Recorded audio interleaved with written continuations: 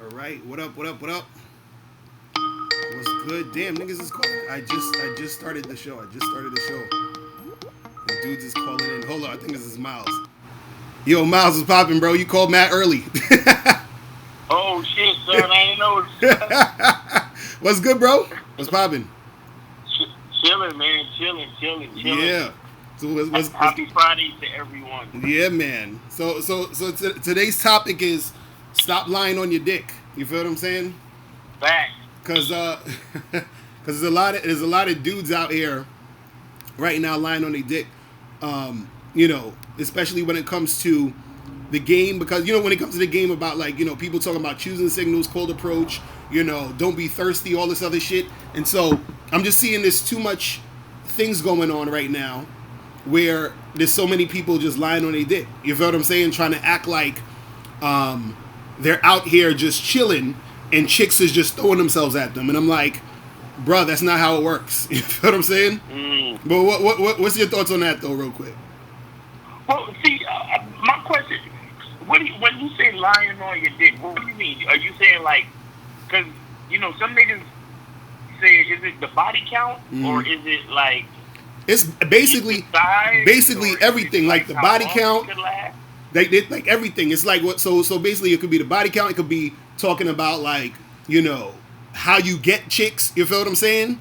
So dudes will be out here. Dudes will be out here and say, yo, I just chill and wait for chicks to come to me. So I get a whole bunch of chicks that come to me. You feel what I'm saying? And so what I'm saying is most of these dudes is lying.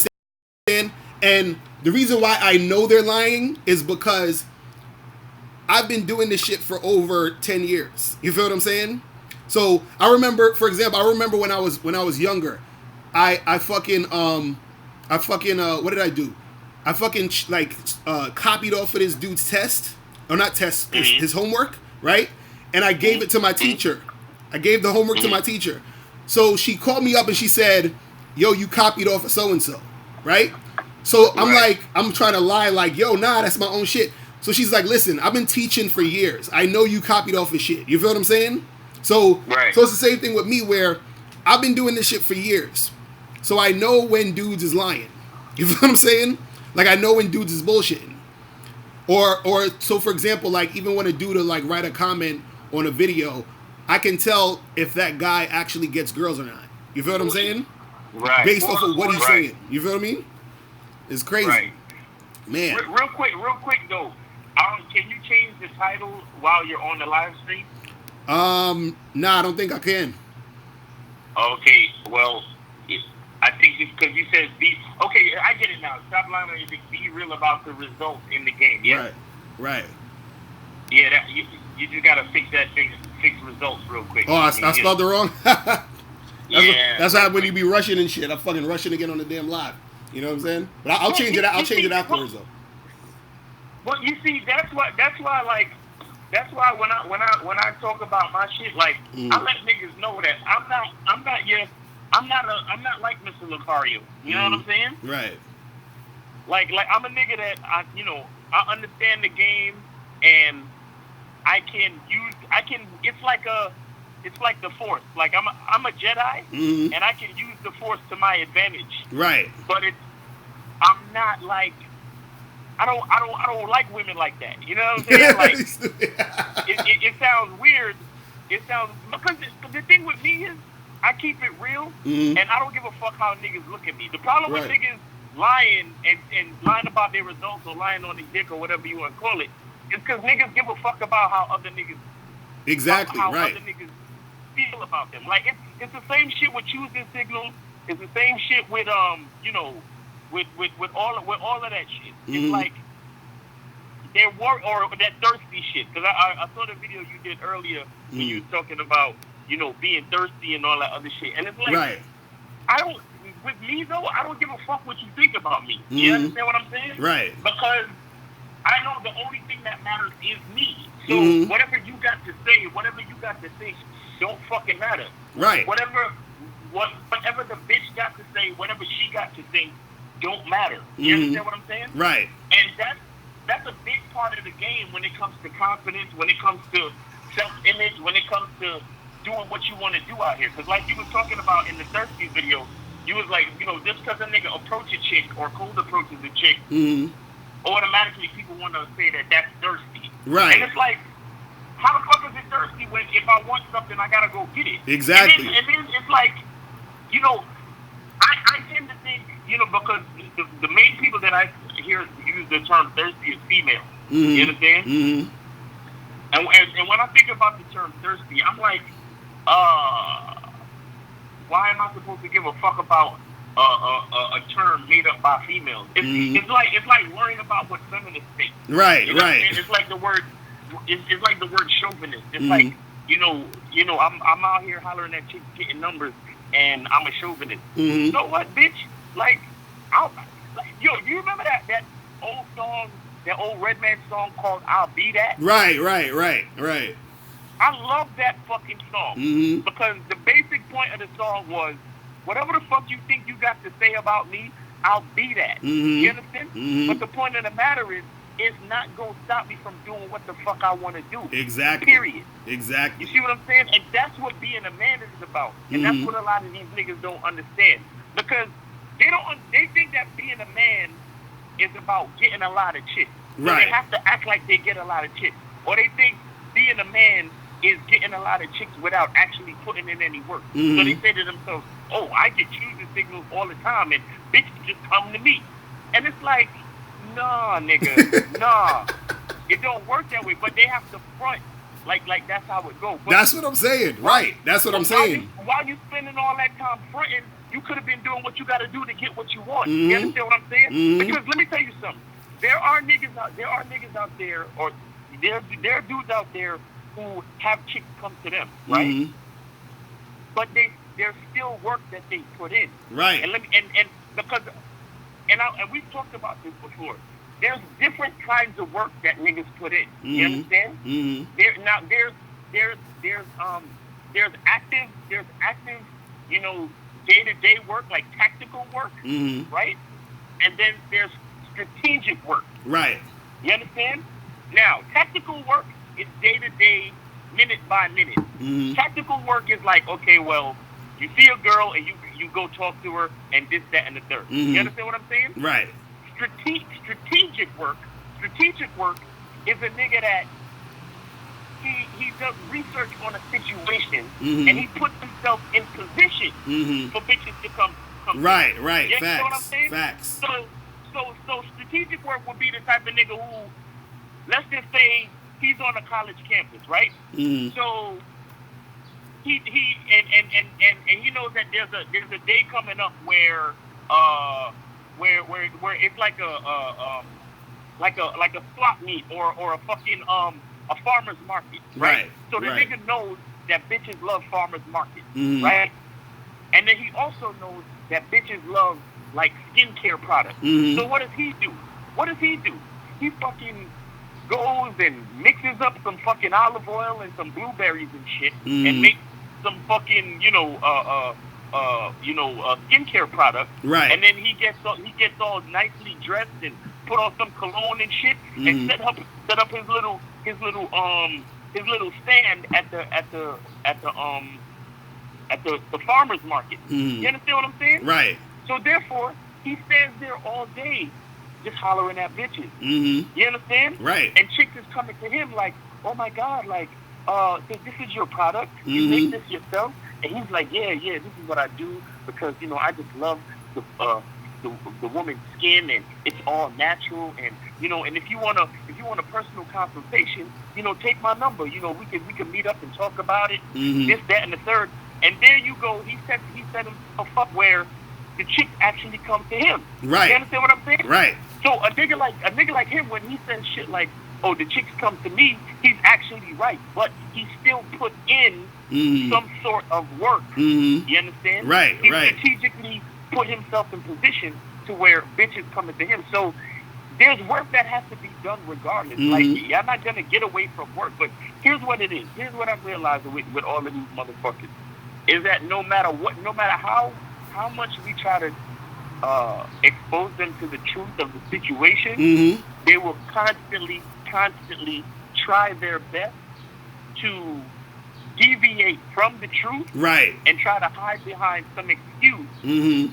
when it comes to getting bitches. Period. Exactly. That's all that's really going on. Exactly. Because you know it's funny. I don't know if you saw the video I put out where I was like I was in Times Square and I tried to let Mr. Locario looking for choosing signals or whatever. So as I'm looking at the comments in that video, which I found funny, is that you know dudes are saying, oh, but you know, because some of them was like they thought it was funny, whatever. But dudes, some of the guys is like, oh, but you know, Mr. Locario, that don't count because you know you can't be in Times Square because people are moving around too fast, and oh, you got to you know be at a club or a bar. So why is there all these stipulations now of how choosing signals is supposed to work? What if I'm actually in Times Square and I want to get some girls? What am I supposed to do? Mm-hmm. You see what I'm saying? Mm-hmm. So that's the thing. Is so that's what I'm saying. Where dudes is just trying to make excuses for the situations when the situation calls for you to take action. You feel what I'm saying? That's the crazy part to me. Is that like the situation calls for you to take action. So what I'm saying is, a lot of dudes, what they'll do is they'll lie to themselves. Because I'll look at all the comments, I look at all the people, you know, talking, you know, on different videos or whatever. They'll lie to themselves and say, oh well, you know, I just chilling and you know, I get chicks coming up to me all the time. And I'm like, bruh, that's bullshit. You feel what I'm saying? I've been coaching for over 10 years. Okay? I go out with dudes to clubs, bars, events. You understand what I'm saying? And 99% of the time, you feel what I'm saying? The chick is not really giving you enough choosing signals to where it's consistent. No matter who you are. There's probably like 1% of guys who they go out and chicks is like really checking for them like that. You understand what I'm saying? A lot of times women, they're all up in their own heads. They're in their own little world. They're fucking, you understand what I'm saying? So a lot of dudes, they're lying about the situations they're in. You see what I'm saying? Because check it out like this, right? I'm tall. You understand what I'm saying? I'm fit. You understand? I'm dark skin with smooth skin, good looking. I have money, and people could say I have status, right? Right. And so there's times where, you know, I'll get chicks checking me out or doing that here and there, but it's not consistent enough. You feel what I'm saying? Right. It's not consistent enough. You see what I mean? And a lot of dudes, what they're doing is they're lying when they're saying that it's actually happening like that. You see what I'm saying? Because it doesn't really happen in that much of a capacity like that. You see what I'm saying? Like, shout out to I was watching O'Shea Duke Jackson's show the other day. He had a show called is guys who do the cold approach lame, or is the cold approach lame or something like that, right? So he had this dude C Boogie and Solo TV 84 on the stream, and so C Boogie said some real shit. He said, what if 2 weeks go by and no chicks give you choosing signals?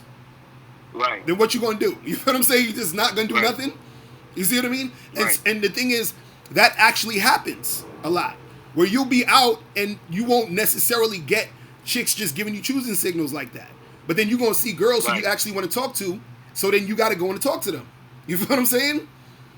So that's what it is. And so what I want guys to get out of is the to stop lying on your dick, stop lying about your results in the game. And the reason why I'm saying you got to stop lying is because when you start to lie, you don't actually get to the reality of what's going on, and then therefore you end up not actually trying to improve. You see what I'm saying? Exactly. And that's what it's about. Right. The thing that fucks with me about the whole thing is that it seems that it's almost like this whole agenda to kill off masculinity is kind of winning with these dudes. Right. Right. Right. Because my question is, when did it ever become lame to go get what the fuck you gotta get? Exactly. Right. When did it become lame to fucking take matters into your own hands and fucking, you know, do what you gotta do to get what you gotta get? Like, I don't understand that shit. Right. You know what I'm saying? It's like, niggas wanna wait for fucking, you wanna wait for choosing signals. You wanna wait for girls to give you approval and validation to fucking do what you gotta do as a man. Like, I don't get that shit. I never understood that shit at all. Because it's like, yo, I'm a man. Like, if I want something, I'm gonna go get it, and I don't give a fuck what niggas got to say, what niggas got to think. I don't care. I don't care because I'm here to get what I'm here to get. Period. Right. And that's what it is. That's what it is. So what I find funny is that there's so many dudes out there who, because truthfully, I want to hang out with these guys who say they just chill, you know what I'm saying, and let the chicks come to them. I want to hang out with them because I actually want to see them doing that. I want to see, what are you talking about? You see what I'm saying? What are you talking about? Because the thing that, see, what most guys don't understand about women, right? And this is the thing I was talking about with choosing signals. Guys think that choosing signals automatically means the girl likes you. You understand? Right. That don't mean the girl likes you. And I said this in the video before. I said, when you're waiting for a woman to choose you, what's going to happen is she's going to have to choose you twice. Right? When you cold approach, she only has to choose you once. And so what I mean is, when you're waiting for choosing signals, let's say a chick is checking you out from across the room. So she's choosing you now. That's the first time she chooses you. Then when you go and approach her and start talking to her, she has to choose you again. You understand? So that's the thing that guys don't understand. And the example I use is, let's say you see a hot chick across the room, and then she sees you looking at her, and let's say she comes over to you. Right? You're technically choosing her, right? Because you're checking her out and all that other stuff, right? So now let's say she comes over to you, and now as y'all start talking, she reveals that she's a tranny. You understand? So now you ain't gonna be feeling her now, right? You see what I'm saying? So just because at first, you know what I'm saying, you were like, oh, she's bad, now it's a different story. The same thing happens when you're dealing with women with the whole choosing thing. If you go and approach her and you start saying some shit she don't like the tone of your voice, your breath might stink, she might think you're lame now because whatever, now she's not fucking with you. You feel what I'm saying? And so, you know what I mean? This is what dudes don't understand. So again, ain't nothing wrong with, the choosing signals, but when dudes look at it as the safety net because they're scared to actually interact with a woman because they're scared of rejection. You understand what I'm saying? And they're not confident in the first place. So they're waiting for the woman to give them the validation and an approval, which is the choosing signal, before they do anything. You feel what I'm saying? Yo, man, niggas gotta be men. You know what kills me? Niggas act like they're more desperate when they go get what they want. When you're actually more desperate when you sit there and wait for somebody to serve you. Right. It's like you're willing to take whatever the world has to give you, and you're just satisfied with that. Like, I'm not satisfied with that. I'm here to get what the fuck I'm trying to get the way I want it. You understand? Facts. These dudes is letting these women run shit, and they think that that's the cool way. No, I'm out here to get what the fuck I'm trying to get. And whatever you want to say about me is cool. But I'm gonna holler at you. I got a client pulling up. All right, bro. I'm gonna holler, man. Appreciate it. All right. Yeah, man. It's my dude Miles. So today, I just wanted to touch base with this whole thing because I put out that video. We're talking about choosing signals, and when I was in Times Square, and I'm talking about thirstiness. But what I'm seeing is that there's a lot of guys on here who are bullshitting. You feel what I'm saying? Real talk. Yo, what's going on? Who's this? Hey, what's up? Thor. What's going on, bro? The good life. All right. So I just want to throw a suggestion, then I'll ask a question. So I think for one of your shows, you should have a little talking thing where you're talking to actual feminists. I think feminism really got crazy. So there was this writers group that just broke out, and some of them was women and lesbians, and they were talking about how sexist the guys was in the right. And one of the women used as an example how he described a woman walking into a party. And the description went along the way as this. Young woman walks into a party looking so stunning, beautiful, that she catches the attention from everybody in the room. And they were like, that is so demeaning to the woman. And I'm just blown away. Blown away. Well, that's because you're taking them seriously, man. You can't take those chicks seriously, bro. You know what I'm saying? Like, but they were serious. They wasn't joking. I know, but what I'm saying is you can't take them seriously. Because I just kept the move because I'm not gonna change anything. I'm not gonna change their mind. Right. I've learned in my life not to debate shit. Mm-hmm. It's like that's what you think. I just wish because I feel like this is affecting the mainstream of society, and some way or another it lingers into the PUA game because it's like, you know, when I approach women, a lot of them I could tell are feminists based on the way they react. Because some of them be like, "Yo, are you?" But then there's one girl I was in Union Square. I approached her. She's like, "Are you trying to rape women?" Now I approached her and I'm talking to her, and I was like, What are you talking about? She's like, you should not approach women in the street. And I said, cool, fine. Where's a good place where I could go? Or what is the situation where I should approach women? All she did is kept repeating herself. Because, bro, that's what I'm saying. I'm telling you, you have to, like, just look at those chicks and laugh, man. You understand? Because this is the funny part. I've dated a lot of feminists. You feel what I'm saying? I've hooked up with a lot of feminists. Feminists are basically the same as chicks who aren't feminists, meaning they still want a masculine dude to dick them down. You understand what I'm saying? That's all that other shit. And see, this is the thing. All that other shit they're talking is just them talking. You feel what I'm saying? That ain't really nothing. They're just talking just to talk because that's what they do. You understand? They gotta complain. They gotta act like, oh, it's toxic masculinity and the patriarchy and all that other dumb shit. It's affecting our society. It really is. You know? It's being taught in our schools. It's being brought up at our workplaces. It's not just them saying that. It's really affecting our sight. It's getting into the mainstream of our society. It's affecting the movies and television shows that come out. It's affecting the new books that's coming out. Joke or no joke, feminism is like the minority that's controlling the majority. Well, the thing is, it doesn't, like, it only affects you if you make it affect you. Because of all the feminist chicks, because the thing is, you know, since I'm polygamous and shit, you know, I'm in an old relationship, I attract a lot of feminists. You feel what I'm saying? A lot of feminists are into that, like, poly shit. So I've dealt with a lot of feminists. And again, I'm telling you, and if the only time it really affects you is if you make it affect you. You understand what I'm saying? It's like like when a little kid is scared of the boogeyman.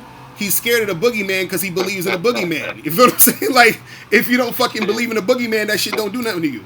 You see what I'm saying? The fucking boogeyman is a dyke at my job. You know but anyway, here's the question I wanted to ask because I know before you did the whole dating coaching thing, you were a rapper and used to sell your music on the street. Right. With Pavion. Pavion is Miles, right? Yeah. So you two used to sell, and then, correct me if I'm wrong, you then got on the reality show with Tiffany Pollard. Right. So how did that end up transitioning to you becoming a dating coach? I mean, well, basically, it was like, you know, I said I wanted to do something that, you know, I know how to do, you know what I'm saying?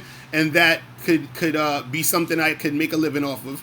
And also, you know, the bonus was that something that could help people. So then, you know, I wrote a list of shit that I was good at. And then, you know, one of them was like getting with chicks. So then that gave me the idea of coaching. You see what I'm saying? Because the thing is, back in the day when I used to like sell the CDs on the street, that's when I used to holler at chicks a lot of times. So I would sell the CDs on the street. If I see a girl, I start flirting with her. Like 90% of the people that bought my CDs were chicks, because I would stop them, talk to them, you know, flirt with them a little bit, get their number, and then they buy my shit. And so through knowing how to do all that stuff, that's when I was like, all right, let me do this as, you know, career, and that's how I got to where I was at now. You feel what I'm saying? But your following came from the reality show? Nah, hell no. Like, the reality show shit was just like some shit that happened real quick. Because you remember it was you know, reality shows don't, the buzz don't really last that long. It was only for like literally that year where people was even talking about it, and after that shit was a wrap. You feel what I'm saying? And even I thought you capitalized on it real quick. What happened? I thought you capitalized on it. I thought you like Cardi B, your reputation. Oh nah. Well, at that point, I was just rapping. At that point, you feel what I'm saying? At that time, I wasn't even doing coaching. Like I did coaching, I think a year after that. You feel what I'm saying? Okay. Right. So that's where it started. And last, how to contact you for coaching? Like that seems to be like a challenge. How do I contact you for coaching? Just hit me up in my email. Email me at askmrlocario@gmail.com. And then let me know, if you want some coaching, and then I'll send you all the information. So I can't hit you up on Facebook? I mean, it's better to hit me up on the email, because I get a lot of stuff on Facebook and Instagram, and I want to say that to everybody. If you want to contact me, don't hit me up on Instagram or Facebook, because that's not a good. Just hit me up through my email, or you go to my site and there's a contact thing, and you can just contact me there. You feel what I'm saying? Because that's the easiest way to get me. Mr. Locario, MrLocario.com. Gotcha. Yeah, so you can even contact me through there, or just hit me up at askmrlocario@gmail.com, and then just hit me up through there. All right? Gotcha. All right, bro. Gotcha, man. All right, man. Thanks Appreciate for your time. it. All right, man. Appreciate it. All right. All right, people. The calling number is 646-481-3901. Man. DJ Shaddy Perp, what up, bro? Who else we got in here? Jeffrey Early, Tito Smiles, Locker Room in the building, Critical Mike. Critical Mike, when you gonna call up, bro? You've been saying you're gonna call up for a while. You know what I'm saying? But yeah, I want to do is just really stop lying on a dick. Like, this shit is getting goofy right now. You understand what I'm saying? I'm like, this shit is getting super goofy. Hold on, let me see what this is.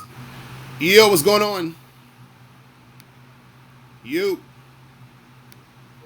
Alright, niggas, they just call up. Man. Crazy. So what's popping, people in the chat room? What's good? What is good? 646-481-3901. But yeah, a lot of dudes, they be fucking, lying about their results, lying about the chicks they fucking with, lying about the quality of chicks they get, because they want to look cool in front of other guys, right?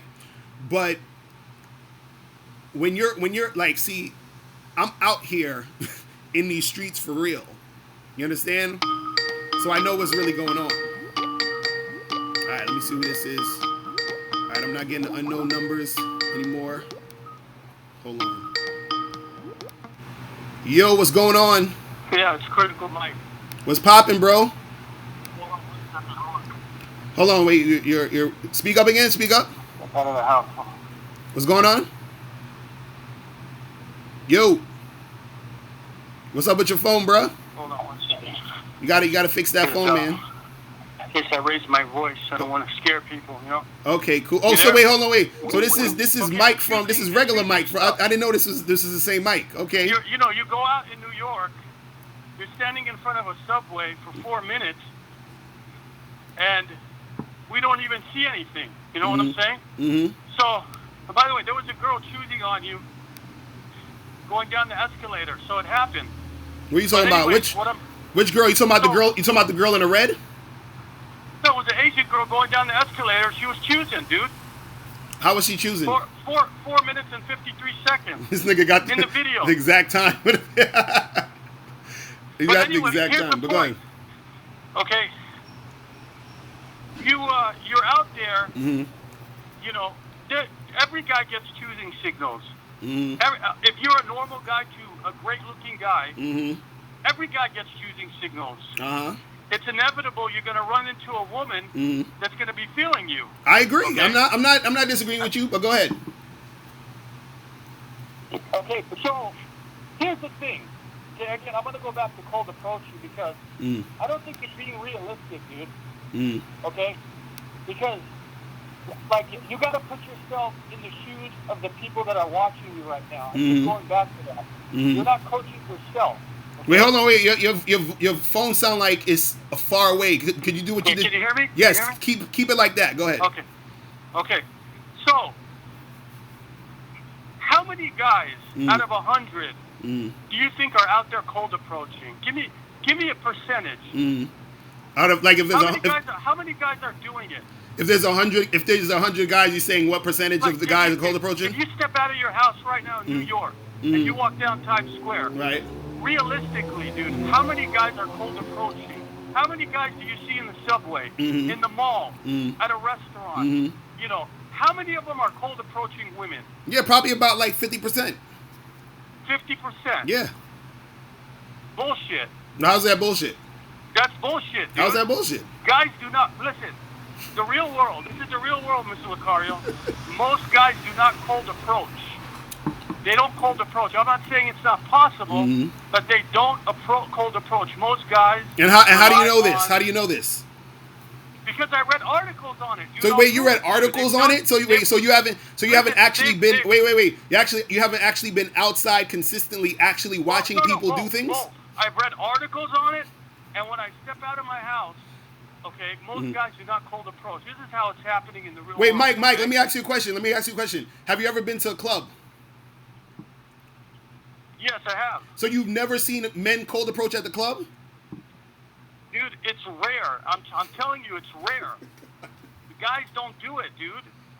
Oh, they don't, my goodness. Like, it's rare that I see it, dude. It happens once in a while, okay? Most guys... Bro, you got to get out more, bro. It's happening. Listen, it's choosing signals, okay? So people choose each other, okay? Mixed with groups of common interest, okay, and the internet. Those are the three ways people hook up. I'm just telling you. So you're saying that there's no people hooking up through cold approach. Do guys actually just approaching chicks? No, I'm not saying. It's probably about maybe less than 5%, dude. No, it's not, bro. Bro, listen. I'm always out. I was out last night till like 1 a.m. I was out. I was out doing some shit. I'm not gonna tell you what I was doing, but I was out doing some shit. But what I'm saying is, I'm out like 80% of the time at these clubs, at these bars, in the streets, and these dudes is hollering at chicks. You understand what I'm saying? No, listen. You're hollering at girls again. Right, and there's other guys hollering at girls. I see it all the time. Hold on. Mr. Locario can go out and holler at girls because you're not like the other guys that are watching you, dude. You're resourceful, okay, and you have good communication skills. And by the way, I can do it too, okay? I'm not going to do it anymore because I feel it's degrading, but that's another story. What's degrading? Okay. What's degrading? Well, I think AMS spoke on it, dude. What's degrading? He spoke on it, and well, he said that he felt like kind of like a bitch going out and hollering at girls. He wants to. So wait, hold on, stop right there. So, if you're feeling like a bitch for hollering at girls, whose fault is that? Well, no, dude, it's not. Listen, don't bring it back on me, dude. The strategy, okay, it's a low-level strategy. What's a low-level strategy?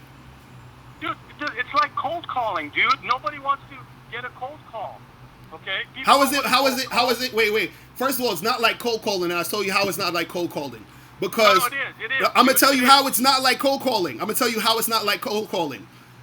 Cold calling, when someone picks up the phone and calls you and try to sell you a vacuum cleaner or some shit, you understand? Yeah. You're not thinking about whatever they're trying to sell you. Women are always thinking about men. Always. You understand? So when you approach a woman, you feel what I'm saying? It's not her like, oh my God, what the hell's happening here? No. Women are expecting men to fuck with them.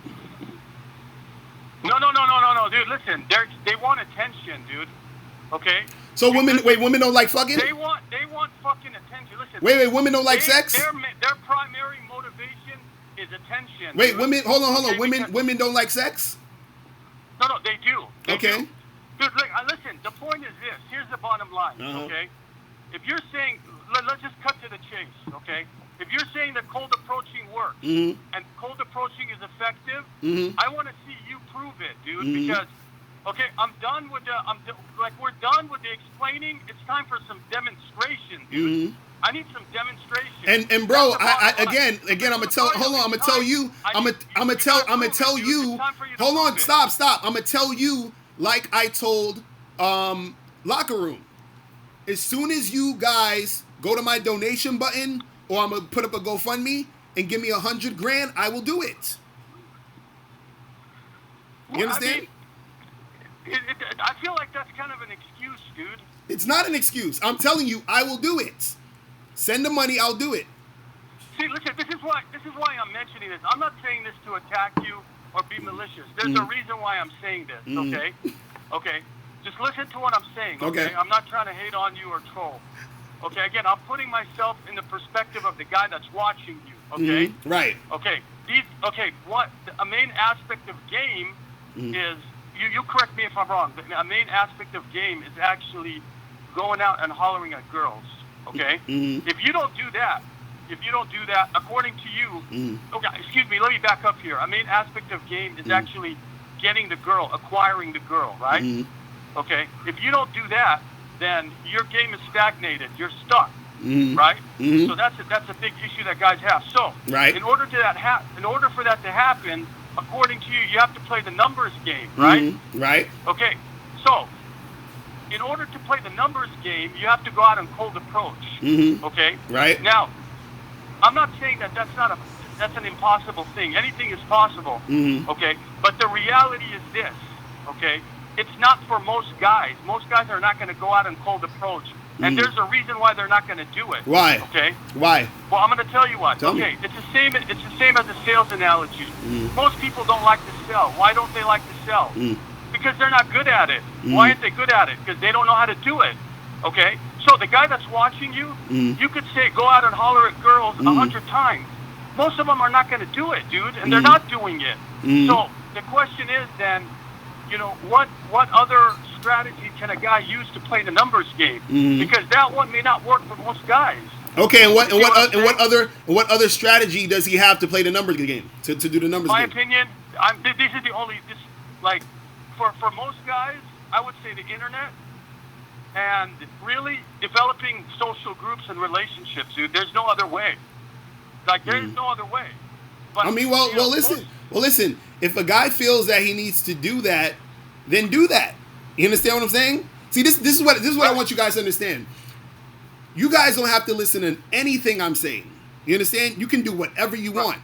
What I'm trying to explain to you is that I've been doing this for more than a decade, and the stuff that I'm saying works. So if you actually want to get shit popping with women, right? You have to put in work.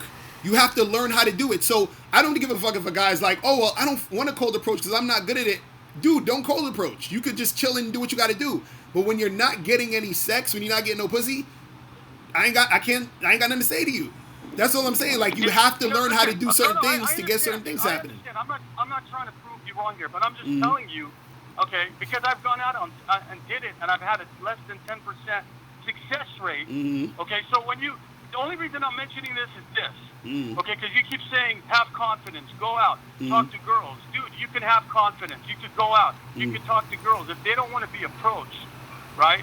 And and a guy gets rejected. Wait, hold on. But again, what makes you think women don't want to be approached? Well, dude, a lot of times they don't. I don't know what type of world you're living in. No. What makes you think women don't want to be approached? Well, okay, pure cold approaching. There's different levels of cold approaching. So, like, if you walk into a spot and a girl sees you once, twice, 3 times, let's say she's working there, that's kind of still a cold approach, but it's more of a warm situation. Okay. Why? Why is it a warm situation? Well, because familiarity is, kind of like puts down her boundaries a little bit. She feels a little more comfortable. Okay? So women aren't comfortable with guys that they never seen before approaching them? Is that what you're saying? No, in my opinion, they're not, dude. They're not. But this is what I'm saying. Hold on. I'm going to illustrate what's going on with you right now. Okay, go ahead. I'll give you an example. So one time, I was chilling with my friend, right? And I went and approached this chick, right? The chick wasn't feeling me. She ain't want to even talk to me, right? Now, 5 minutes later, my boy went to approach her, and she was down. She was with it. You feel what I'm saying? She was smiling in his face, playing with her hair, giggling and all that other shit. So now, I say that to say this. That's like me saying, well, oh, well, chicks don't want to be approached. I'm saying they don't want to be approached from my perspective because that girl didn't want me to approach her or she didn't want to talk to me. But my friend, when he talked to her, she liked him. So it's not that women don't want to be approached. They want to be approached by guys they like. But you're not going to know if she likes you until you approach. You understand? Right. Listen, if a guy wants to go out and get rejected 10, 15, 20 times, and he wants to go through that, go right ahead, dude. Right, but what I'm saying is how... Wait, but listen, how are you going to get with women without dealing with rejection? How's that going to happen? Dude, the ways that I mentioned, you have to cultivate other situations, dude. I know, but what I'm saying... No, what I'm saying is none of that is guaranteed. I'm going to answer your question. The same way that it's happening right now in the world. This is how are people hooking up. The guys that you see that are hooking up, they didn't cold approach, dude. Right, but what I'm saying is how are you avoiding rejection? That's my question. Well, no, listen, I'm not saying you like never get rejected, but what you're talking about is going out and a guy potentially getting rejected time and time again. Right, and you can get and you can get rejected time and time again on the internet. You can get rejected time and time again in the social circle. You can get rejected time and time again even when a chick is choosing you. It's not the same application, dude. It's not the same application. But you still can get rejected. So yeah, you can. Okay, so then if you can get rejected, why are you so scared to get rejected cold approaching? No, it's not, dude. It's not fear. It's just I don't think it's a good use of time, dude. Like you are just. Wait, so the same analogy of it's like you're knocking on people's doors trying to sell them something. So Mike, if you on your way to do the laundry and shit, and you see a girl at the laundromat that look cute, are you wasting time talking to her cold approaching? No. If she's right there in those situations, I agree with you. Right, so that's what I'm saying. Why don't you do that in those situations? You're always in a situation. Listen, you have to be very selective, okay? Mm-hmm. But certain cold approaches, I'm not going to do anymore, dude. Why? Like, there's certain things that I'm not going to do because they when you go up to them, they're like, they feel like, no, they don't want to be cold approached. And just because I've heard you say, go out and talk to 25 girls a day. Mm-hmm. Okay, well, I mean, if you think about what you said, going out and talk to 25 girls in a day, that's, you have to be selective, dude. It's not like as simple as going up, in the street and saying, okay, I'm going to talk to this girl right here, then I'm going to talk to this girl right here, and then I'm going to talk to this girl right here. That shit don't work, dude. That's not how things work in the real world. How does it not work? How does it not work like that in the real world? So if you talk to 20, I think you need to go back to the drawing board and we need a new way. We need to. I don't know. The game has to be changed a little bit, dude. I'm just telling you from the work that I put in. I'm giving you feedback that is not effective.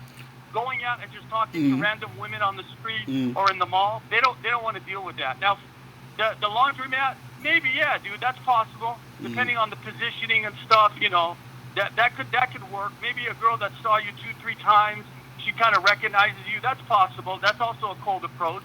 But there's times when what is it with you in this thing where you think a woman has to see you 2 or 3 times to feel comfortable? Well, no, dude, listen, because trust is a big factor. Trust of what? A lot of times women. Well, no, I'm going to tell you why, dude. I'm going to tell you why. A lot of times women have a fear of getting attacked. They have a fear of a guy coming up to them and doing something wrong to them. Okay, so a lot of times they don't talk to you because they're afraid. You know what I'm saying? Like, I don't know if if they're not going to tell you that. So that's what I'm saying is when you go up to them, make sure there's people around because they do get afraid sometimes, and that's why they don't want to talk to you. So, anyways, I just I don't think it's effective, dude. That's because most of the guys watching you, they're not doing it, dude. So how is it effective? We need a better way of doing things. You know what I'm saying? No, but see, the thing is, they're not doing it because they're scared to do it, and this is why they have no women. You feel what I'm saying? That's why they have no women. It's really that simple. You're trying to find another way to actually get chicks when there is no other way but to go and get the girl. Do you understand? Like You understand? You can't say. Listen, you can't say there's no other ways, dude. There's always ways. Well, what's the other ways? What's the other ways to get girls? I mean, dude, like it just depends on your environment and who's around you. No, what I'm saying is there's no other way to get a girl than trying to get with her. Like there's no way to get around what you're trying to get around. This is what I'm trying to say. You're trying to get around the fact of having to deal with interacting with a woman, having to deal with rejection. You feel what I'm saying? That's what you're trying to get around. Listen, in specific situations when I've gone out, those situations, I want to avoid. I'm not going to do those, but I'm still going to talk to women in warm type of situations, depending on where I'm at. So that's why it's kind of hard for me to explain to you unless, we go out and you put a camera on me or you see me doing it. But I've just discovered in certain situations, it's not effective. That's all I'm saying, dude. But this is what I'm saying. You're saying it's not effective to you. You feel what I'm saying? That's what you're saying. No, it's not effective to most guys, dude. It's not effective to most guys. No, and I agree with you. It's not effective to most guys because most guys are, they don't know what to do, or they have that mindset that thinking of, well, this is such a waste of time. This is never going to work. Girls don't want to be approached. So, of course, it's not going to. How you expect it to work when you're approaching a girl and getting with her if you think a chick don't want to talk to you? Well, no, I don't think that before I go up to her, dude. You're making it sound like I'm going up there, with a really bad attitude and I don't expect to get with her. I'm not, dude. I'm going up there normal. I mean. No, but you're not, because you're saying this right here. You're saying this already. I'm telling you, listen, I'm giving you feedback of the results. I'm giving you feedback of right, but what I'm saying is that you can't be ignorant. No, what I'm saying is that your results are based off of your thinking. This is how so let me ask you this. How is it that there's other guys who are getting different results than you? I don't see them, dude. I don't see them cold approaching and getting results. I'm very skeptical of that, dude. I'll be honest with you. Bro, you got to go out more, bro. Hold on. I haven't seen too many guys call in and say, I cold approached, 20 girls and I got with 3-4 of them. I haven't heard too many. Even Nez called in and I'm hearing he's having problems cold approaching. I think he is. Well, Nez is done. Nez is done. He's fucking escort. So he's out of that. I said Nez is fucking escorts. So he's doing good with cold approaching? No, I said he's fucking escort, so he's not even doing anything. I'm just saying. Okay, so then listen. If it's a viable way to do it, I need more information from you and put it in the Bad Boy membership. I'll pay for it. And I'm just saying, I need more because I'm here trying to learn from you. So you as the mentor, show us how to do it, dude. That's all I'm saying, dude. I'm just saying, let me see you go out and do it. If you don't want to put a camera on, you have Mike, where do you live? Mike, where do you live? L.A., damn. If you ever come to New York, right, I'm gonna do this just for you, Mike. If you come to New York, holla at me and we'll go out and chill and you'll see. Okay, I'll do that. I'm dead serious. I'll do that. Hit me up. No, I'm gonna take you up on that offer. I'm gonna take you up on offer. I want you to. I want to see the Bad Boy of the dating cave do it. I'm very. Yes, you should. You should. And come. That's what I'm saying, bro. Hit me up and come out with me. You understand what I'm saying? Okay. That's what I'm saying. And then you can report back. That, man. All right, bro. All right, man. You have a good one. All right, peace. Man, I'm dead serious. Look, if you guys are in New York City and want to actually come and see how it's done, holla at your boy, because it's so crazy how dudes really think this shit is that difficult. All right, let me see what's popping. Yo, what's going on? Yo, Locario, what's good, homie? How you, man? I'm chilling. What's going on with you, bro? Yo, Locario, this Swag Boy 360, what's good, man? Oh, what's good, bro? Shout out to you, man. Yo, first of all, everybody, make sure you subscribe to Swag Boy 360. You feel what I'm saying? Because this dude be spitting fire. You feel what I'm saying? But what's good, bro?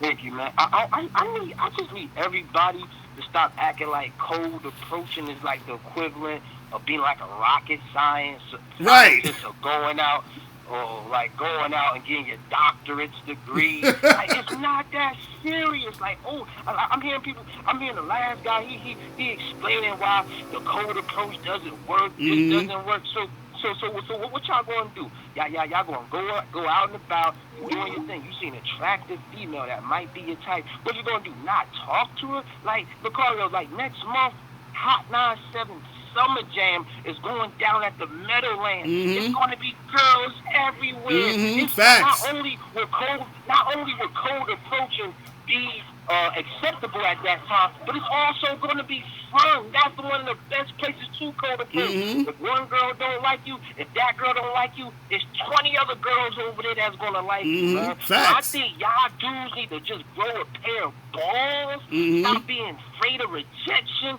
Face your fears, get the number, and get the pussy. Exactly. Get it. It's right there. Go get it. You suckers that's calling, crying. I can't go to Bruce. What do I do? Like, it's not that serious. Walk up to a girl, introduce yourself. Say, hi, my name is Matt. How you doing?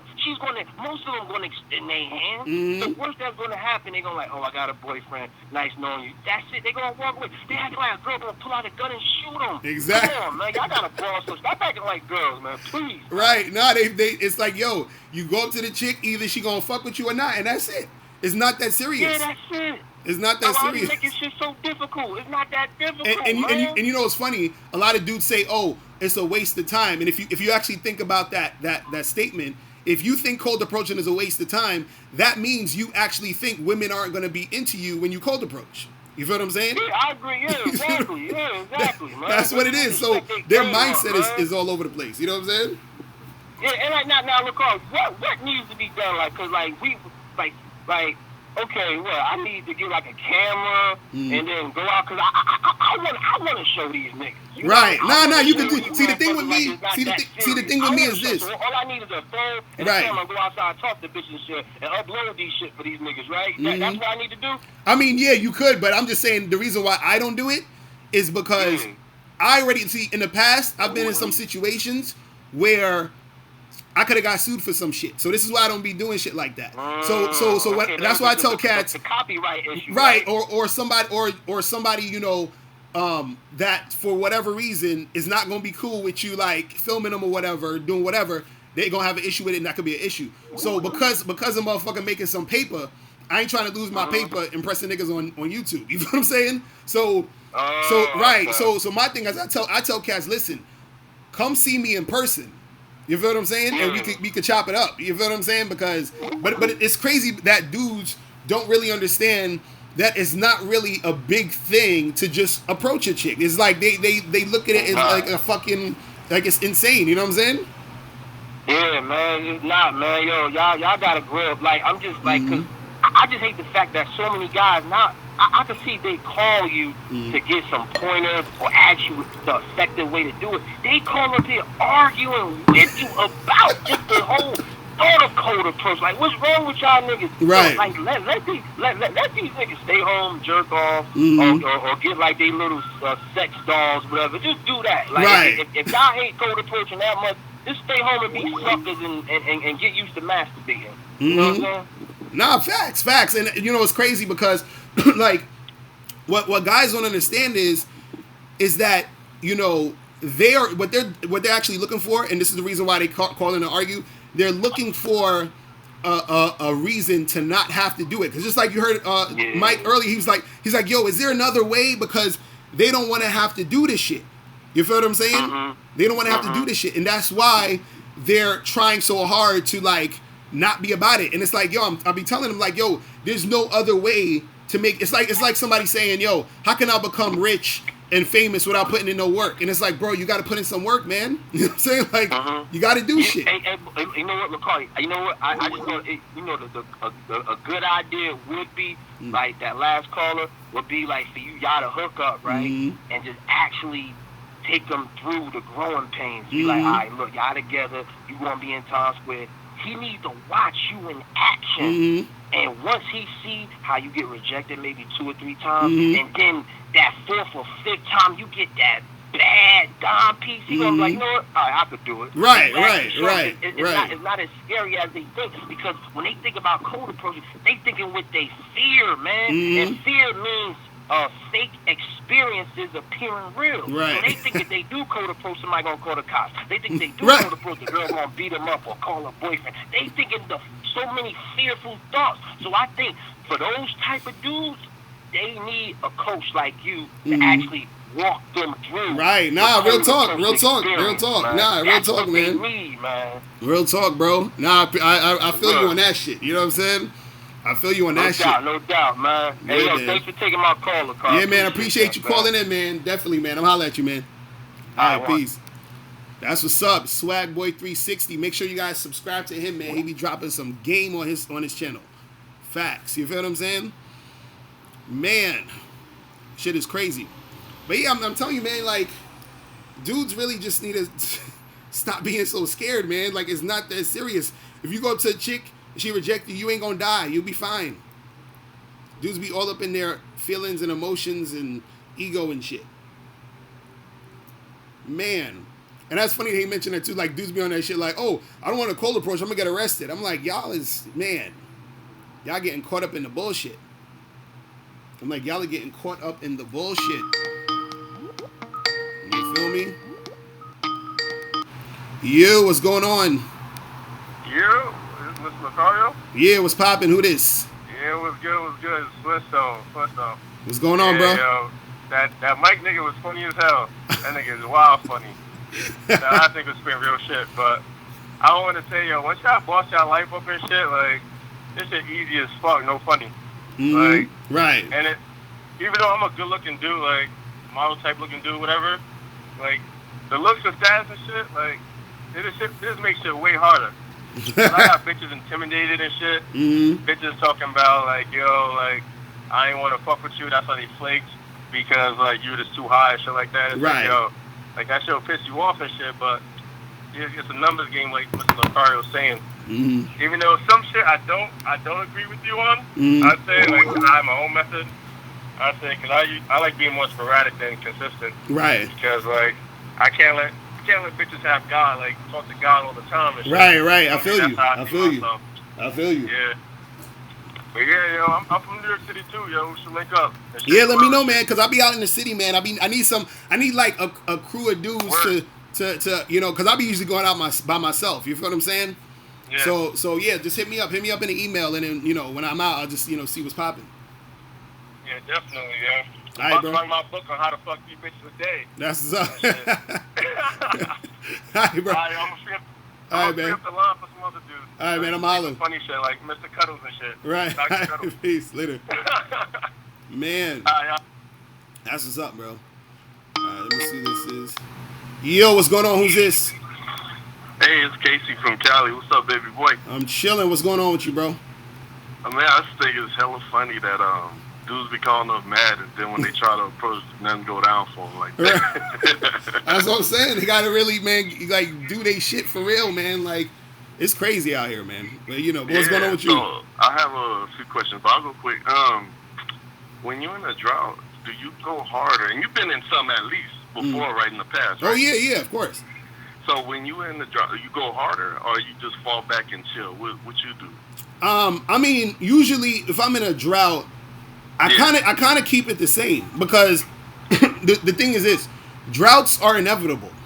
You understand? Okay. It's going to happen. Even for the best, right? Right. The thing is this, like, because even let's say even if you got a team of women that you fucking with, right?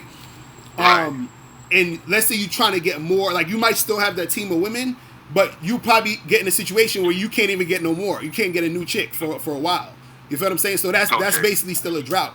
You're in a drought of getting new chicks. Get you, okay. Right. Well, what about starting at zero is what I mean. Right. But yeah, that could be a two where you could have a few chicks, and let's say you got 3 girls you fucking with. All 3 of them, you know, stop fucking with you. You understand? And then now you down to 0, and then it may take you a while to get just another one. That's being in a drought. You feel what I'm saying? But the droughts are going to be, it's going to happen. You feel what I'm saying? Okay. Exactly. And if, because it's even on a deeper level, it's the reason why it's supposed to happen is because it's part of how the universe actually works. You understand what I'm saying? Oh, that's deep. It's just like how where you have like right now in New York or wherever it's the weather is hot. You feel what I'm saying? The weather is hot because in sometimes it's going to be cold. You feel what I'm saying? At a certain point it's cold, a certain point it's hot. It's the same thing with the ebb and flow of life. It's just like if you see, when you see those charts of like, let's say a business, they'll have a chart where it's like, it'll show how much money they're making. 1 minute the chart's all the way up here, the next minute it's down, the next minute it's up. You feel what I'm saying? Right. That's the flow. So it's always going to be at some point some sort of drought because there's at the same time on the flip side is going to be a time where you're having a lot of shit popping off.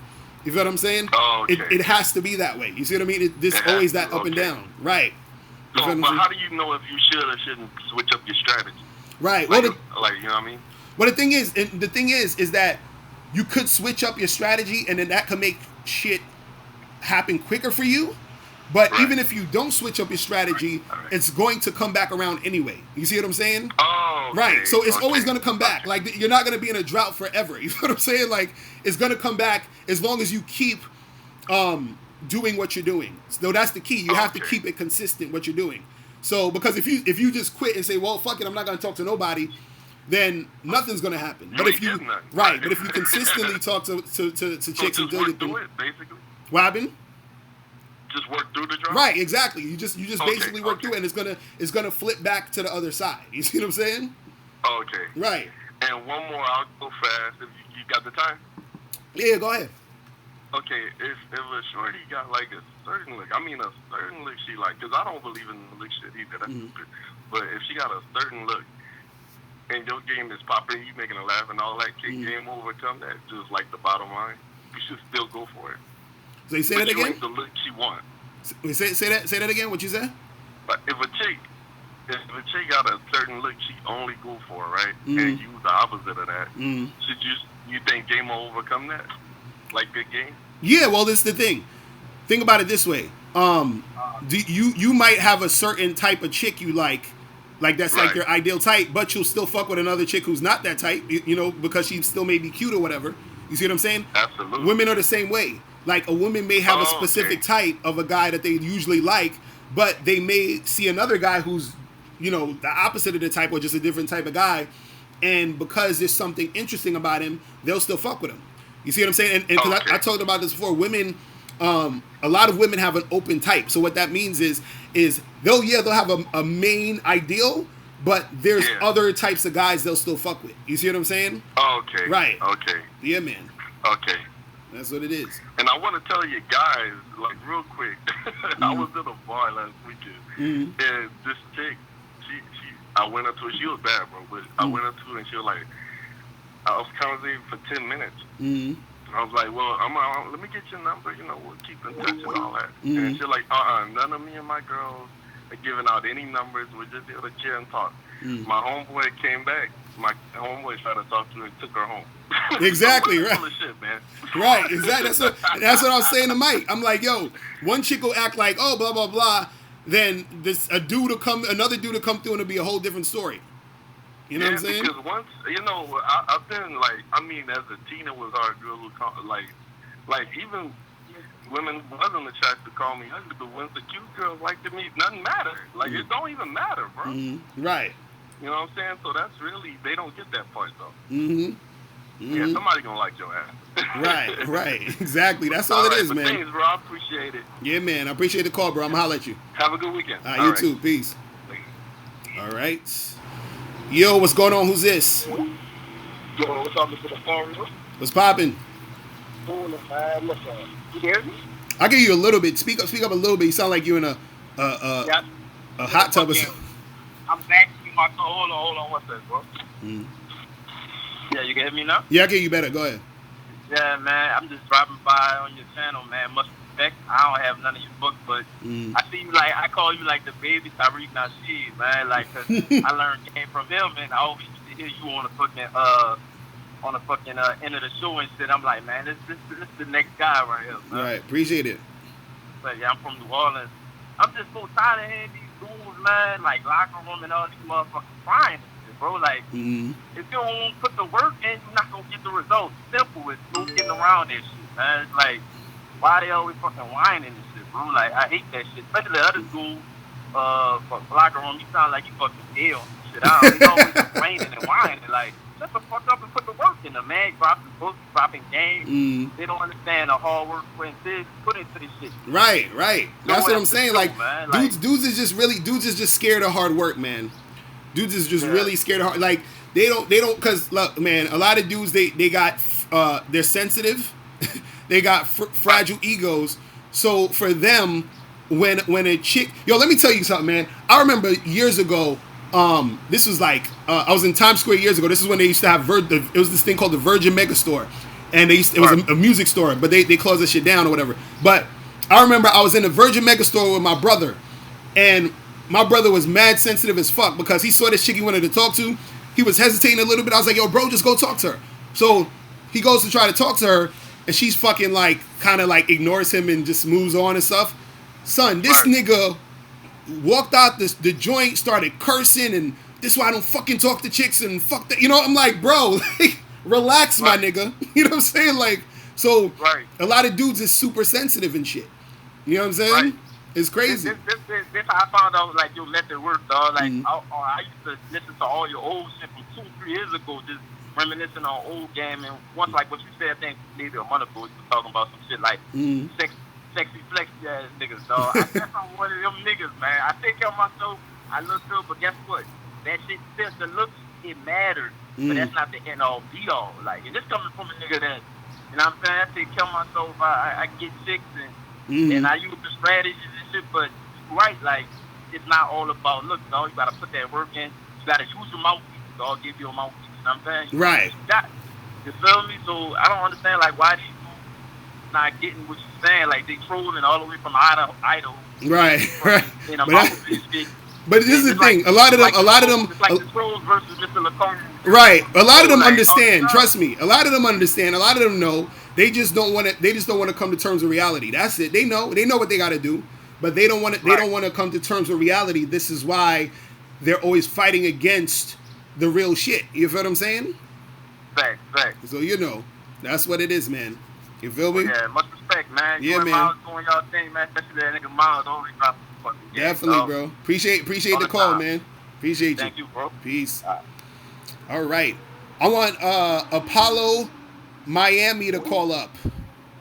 Or Miami or whatever the fuck the name is, because he up there talking all that shit. What's poppin'? Who's this? Hey, Mr. Locario, how you doing, man? Wait, hold up. This is a damn fucking airplane above me. I can't hear shit. Hold on one second. It's goddamn spaceships outside. But anyway, what's going on? Nah, every time you saw a live stream, police drive by. I guess because you're spitting that fire. Right. But first things first, this is part of the camera. I wanted to call in and ask a question, but first I wanted to cuss out the boy Apollo Miami in the chat. Your advice is basic. So the thing that he don't understand is the solution to everything is basic. It's very simple. So right. But Apollo's in there trolling. That's what he doing. That's what he does. He's trolling. He just wants some attention. Right. All right. So the real question is, all right. So let's say you a stand up dude. Because despite what women like to promote in the media and also have men and dogs, once you really know the game, you really kind of start to see that that's not really the case. And it's actually more women doing the things that go against this concept called monogamy than men are. Because me, myself, I've always been like a stand-up type of dude. Like, every chick I've ever been with, never cheated on her or anything like that. So, but you can't really say that for the females, because the way that they are, they'll do shit, and then the way they lie is through omission. Oh, yeah. You understand what I'm saying? So they'll be the main ones. The thing that kills me about women is when they do shit, they'll sit next to you, be watching a TV show or something, and be clowning a dude that's cheating and say, "Man ain't no good. Man ain't shit." Right. Meanwhile, she's cheating on you, and you're being faithful to her. Right. Ain't that some crazy shit? Well, that's the slick stuff. See, look, man, a lot of dudes, bro, they underestimate women, man. Women are very clever and slick a lot of times. You know what I'm saying? Right. and so they use that, and a lot of guys who are naive fall for this shit. You feel what I'm saying? Mm-hmm. So, you know, that's what it is, man. They'll fall for it, and this is why, you know, you'll end up in a situation where you find out later on that your girl's cheating and all this other shit, and you're like, what the fuck? You know what I'm saying? That's how it goes. And you, as the dude, you the one that's being faithful to her, right? Loyal to her, right? You know, right? I agree with what you said. You make a distinction between loyalty and faithfulness, right? And that's deep, you know. Mm-hmm. Yeah, because a lot of see, the thing is, it's social programming, because as men we're programmed to, you know, well, don't cheat, that's wrong, you're a dog if you do that, you know, you gotta fucking you know, be this way or that way to a girl, and then we're programmed to think that women don't cheat. You know what I'm saying? So since we're programmed to think women don't cheat, we're never thinking about that. We're never thinking that's what she'll do. And so it makes it easier for her to do it and get away with it, because nobody's really watching her like that. You see what I'm saying? And so that's the little trick. This is why chicks can sort of manipulate dudes, where one dude she'll fuck on the first night, and the other guy she will, you know, act like she has to wait. You feel what I'm saying? For a while, because she's being, you know, two different women, you know, to these two different guys. And that's just how it goes. You know what I'm saying? That's just how it is. And if you don't understand that, you're gonna be confused and get caught up and you know, feel like you got played. You feel what I'm saying? So that's what it is. You feel me? But he's still on the phone. I don't even hear this dude. Okay, I think he's done off of that. Man, look at Apollo. Apollo is fucking trolling again, talking about I don't call dudes. Come on, bro. You trolling, bruh. Man. See, and that's the thing. See, Apollo, I saw your comment you wrote earlier, and now I can't even take your comment seriously. See, this is what happens when you start trolling. You know, you say some shit, and then it's like a motherfucker can't take you serious because he see that you on some trolling shit. It's crazy. Alright, let me see who this is. Yo. If your number's unknown, I'm not picking up anymore. You understand? Alright, so Apollo, the number is 646-481-3901. Call up. What's your first three numbers of your phone so I can know it's you? You feel what I'm saying?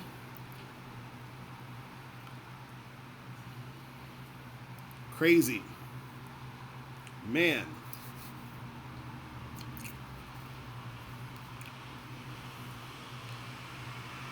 You said what you're seeing in 2019 is a lot of men are turning a corner and are figuring out women. Once men figure out women, they are not to be taken seriously. Hold on, let me see.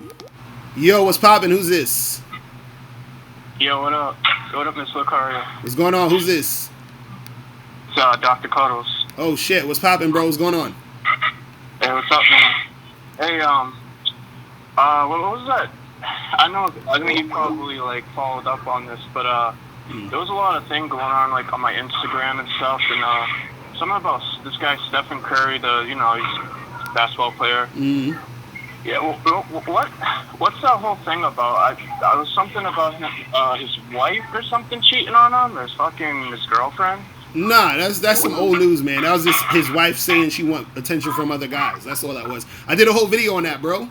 It's called, it's about Aisha Curry, about his wife, wanting attention from other dudes. You know what I'm saying? Exactly. All right. Yeah. So that's where I was going. That's why I was bringing it up. Mm.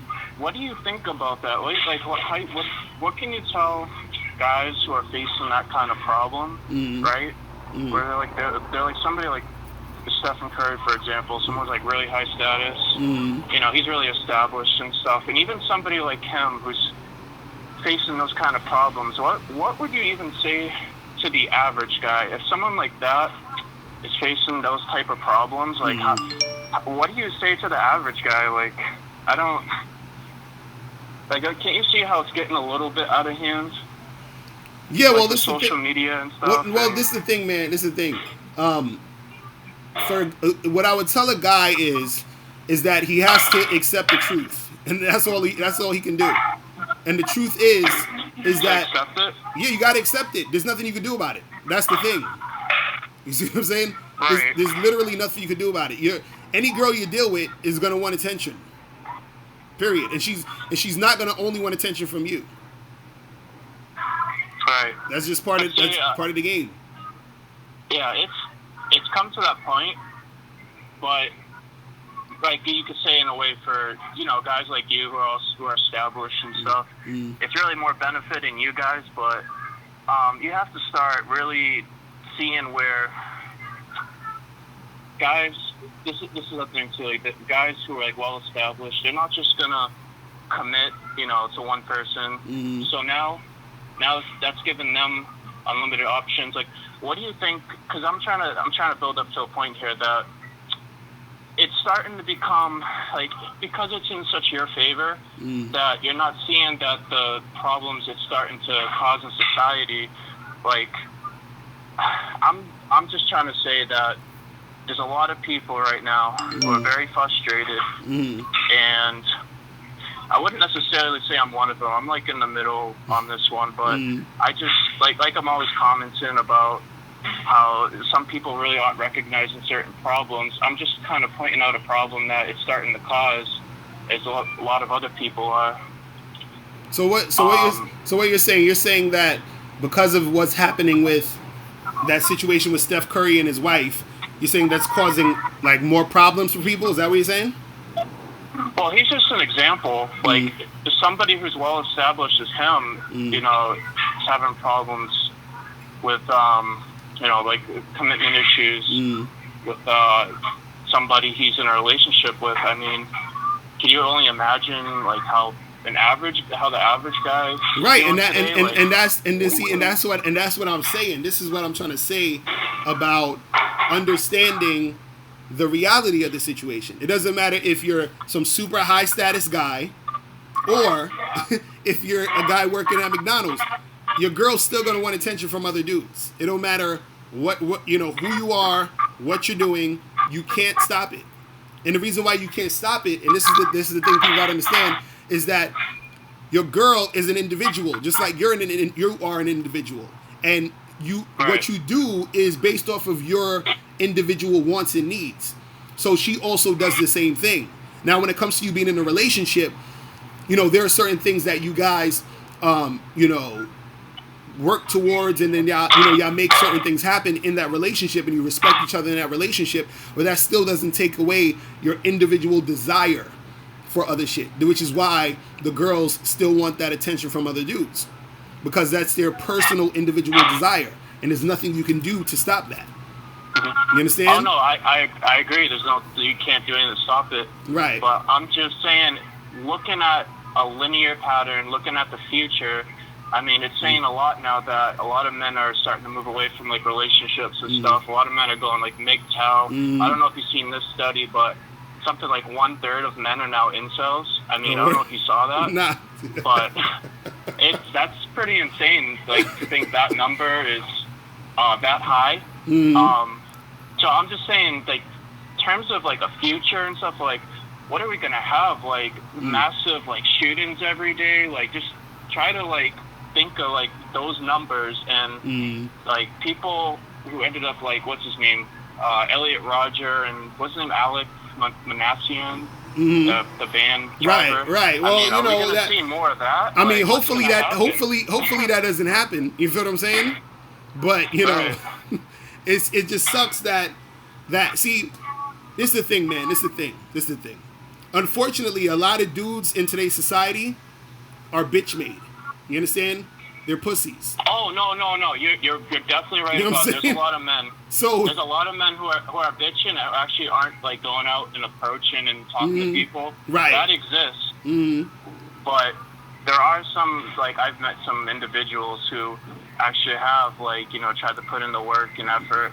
You could argue like they didn't put in enough, if you want to say that, but they're telling me like, yeah, I've tried, and I met somebody through my college who uses Tinder, and like he says he's tried everything. Nothing just seemed to work out for him. So those exist too, but there is a large percentage of guys who are like, because I can't find somebody who's loyal to me. I don't want to like dedicate myself to somebody. I don't want to like go out and approach. I'm just going to get rejected most of the time. Right. And you could argue, yeah, they don't want to put in the effort. They're just afraid, and that's a thing.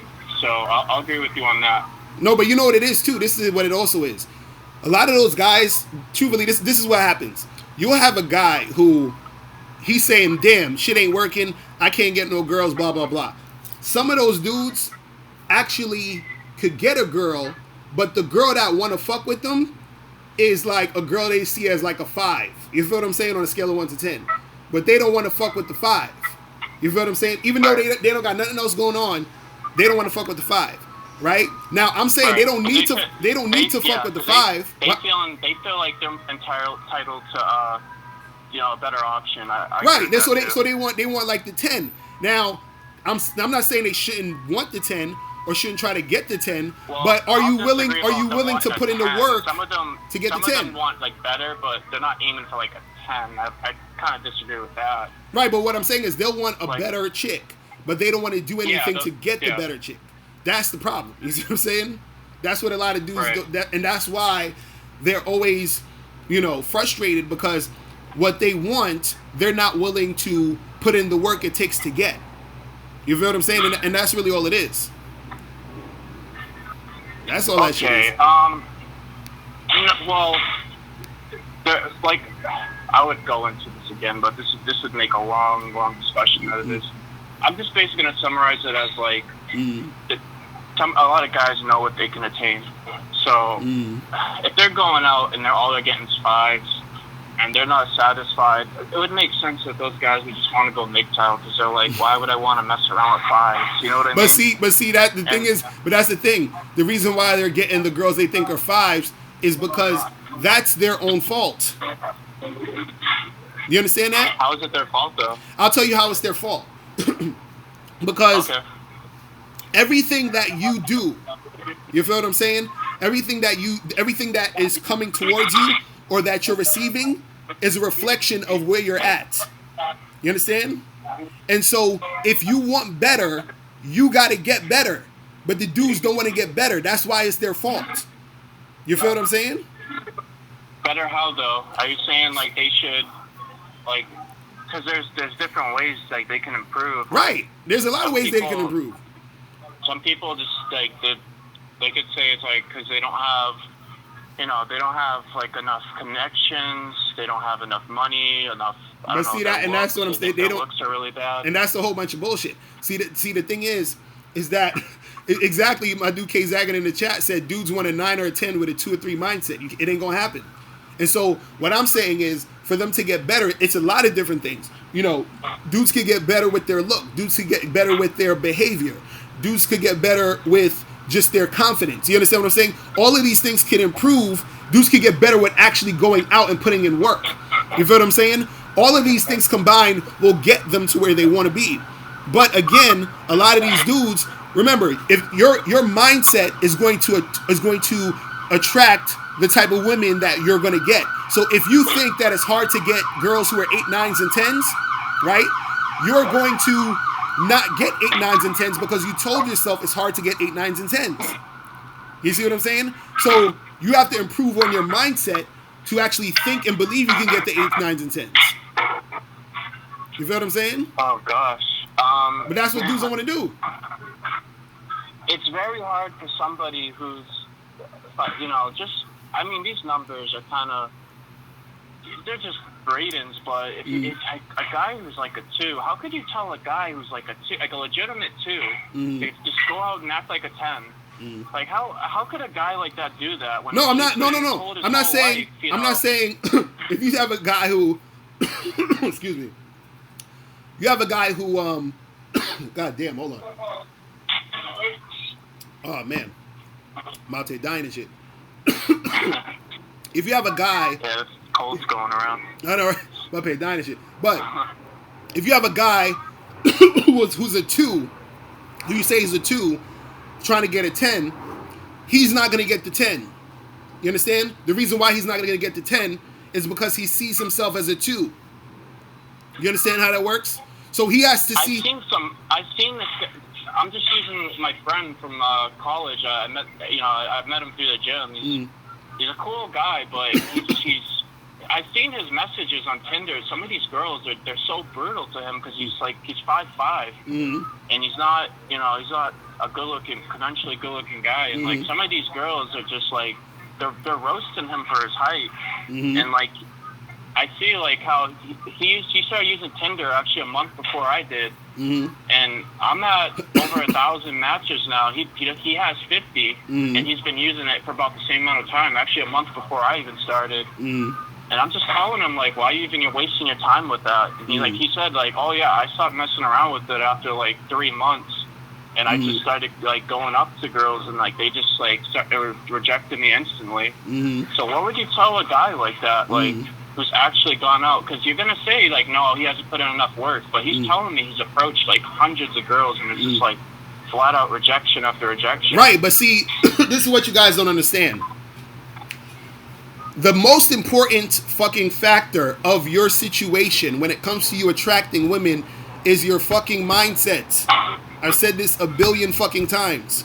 You understand? His mindset, the thing is, his mindset has to be, like, if he has the motivation to go out, approach hundreds of girls, you have to think that the motivation originally started, but as he went out and started approaching, he started realizing after a certain amount of time that, he's just getting rejected and rejected. Okay, so now he's going to lose his motivation. Okay, so now, okay, stop right there.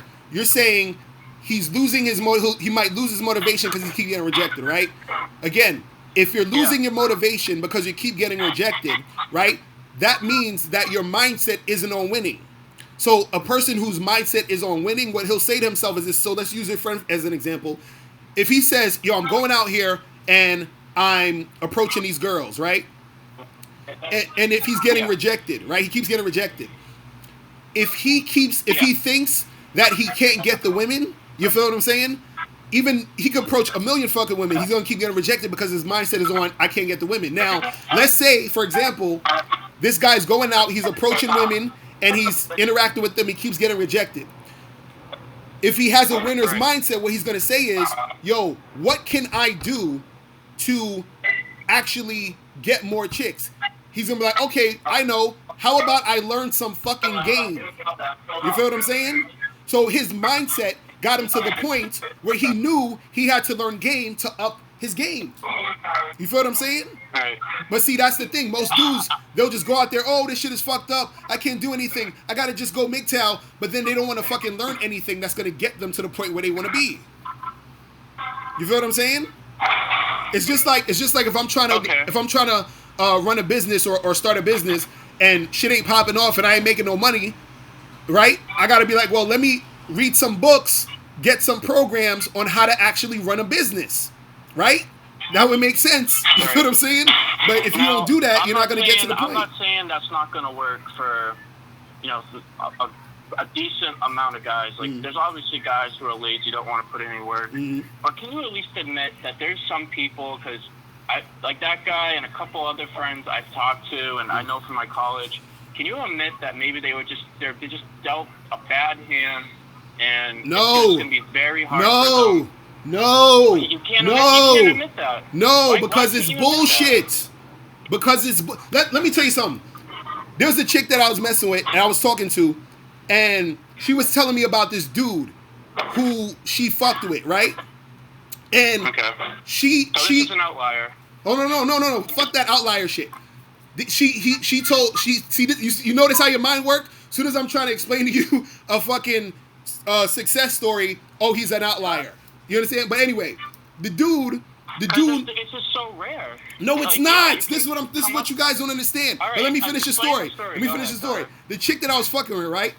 She said she was fucking with this dude. So she told the roommate that she was living with that, hey, there's this guy I'm messing with. He's going to come over, right? So she told her roommate the name of the guy. And she's like, the roommate's like, wait a second. I think I know him. And then so it turned out that guy also fucked her roommate. You feel what I'm saying? At some time before. This dude is like 5'4". You understand what I'm saying? And so this is 2 chicks he's already fucking. Right? So when you're talking about this bad hand shit. How good is How good is his face, though? I don't. Oh my goodness, bro! What are you talking? Listen, I'm using it as an example to show you. That's what I mean. You're not really. No. This is what. See. No. Because you're talking. Yeah, a guy could be short. Right? Mm-hmm. But let's say he has good facials, like Tom Cruise, for instance. He's short, but he has very good facial aesthetics, and he's still a lot of women like him. So what's not to say like he has facial aesthetics like that, or at least something like that. That's maybe making up for his lack of height. You see what I mean? But my friend, for instance, you sound like those get abundance of height or look. You so sound like those kind of screwed. You sound like those black pill dudes. That's what you sound like. Well, because I can actually sympathize a bit with them. Like I'm decent looking, like in the face. I'm like a 5 maybe, but I'm 6'2" and I'm muscular, so I can. I could actually go out and approach it's sad. Girls, but it's sad. This is no. This is sad. This is sad. You know, it's mostly comes down to physical attraction. That's just what I'm trying to say.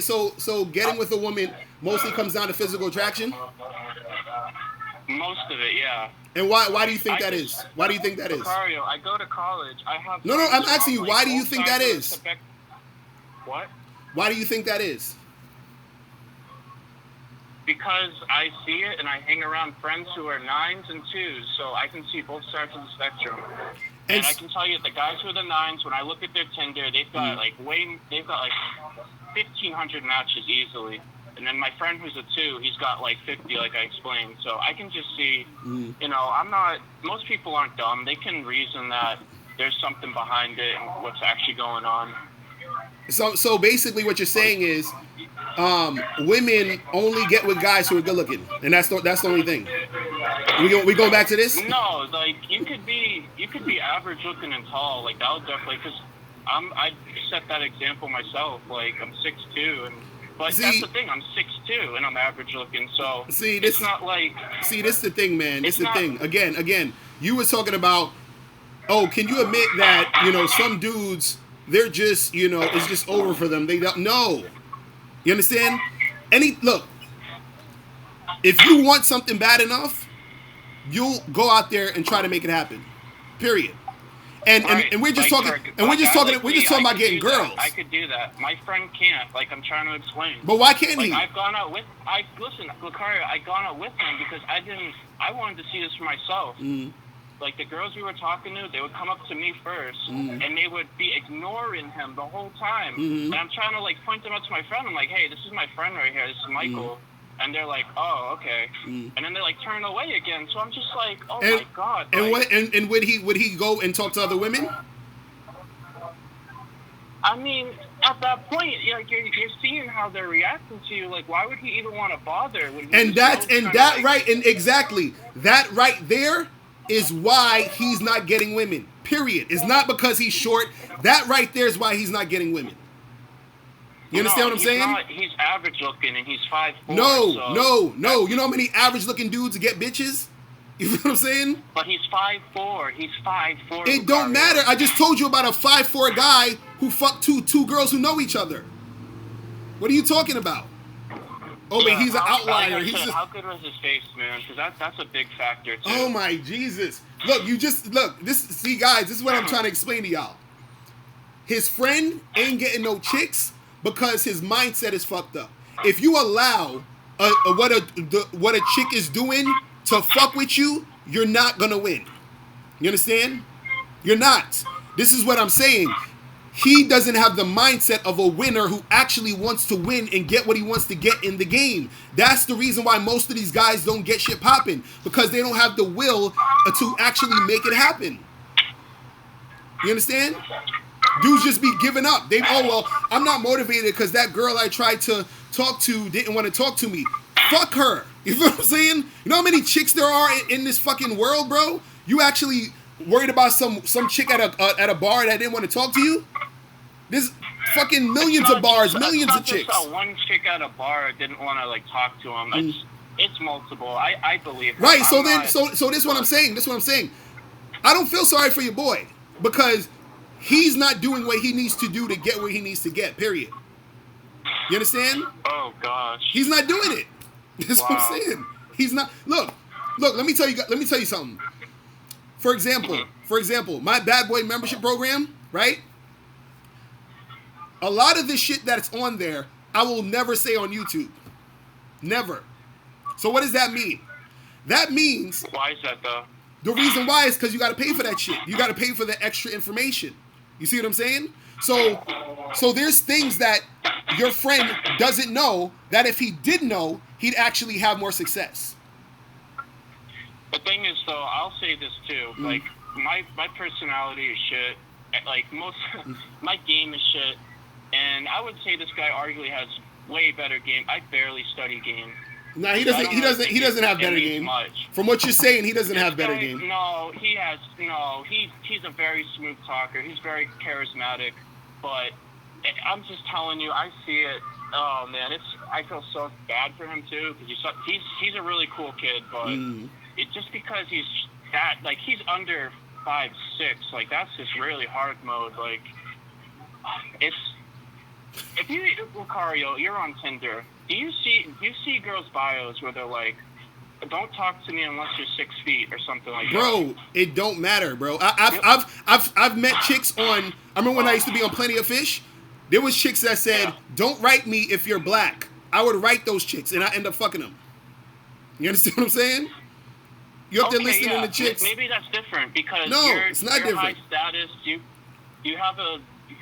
pretty decently good looking, I guess. No, it doesn't matter. That's different. If it was a black guy who wasn't as good looking as you or wasn't as high status as you, would they still message him back? If it was a guy they wanted to get with, yeah. Okay. But that's what I'm saying. Look, bro, tell your boy to holler at me. You feel what I'm saying? Tell him to holler at me. I'll tell him. So all right, tell him, send him to my site, all that shit. I hang out with him every day, man. I see how the treatment he gets. And it's not good. I'll just say that. Right.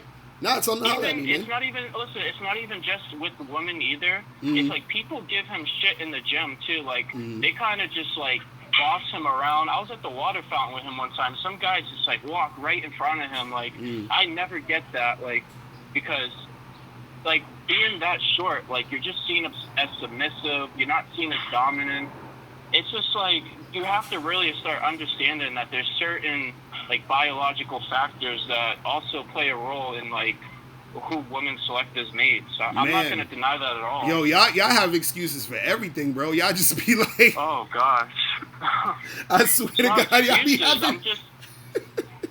Oh, y'all should check. Yo, there needs to be a thing called the excuse pill. You know, they got the red pill, the black pill. It got to be the excuse pill for real, because niggas is on that excuse pill shit. Pill.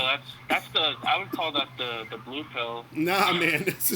Yeah, the blue pill is pretty much the excuse pill. Niggas is on the excuse pill, man. Pretty much. But yo, man, Cuddles, man, I appreciate the call, bro. Let me get more people, man. Right. Appreciate you, man. Take care. Peace.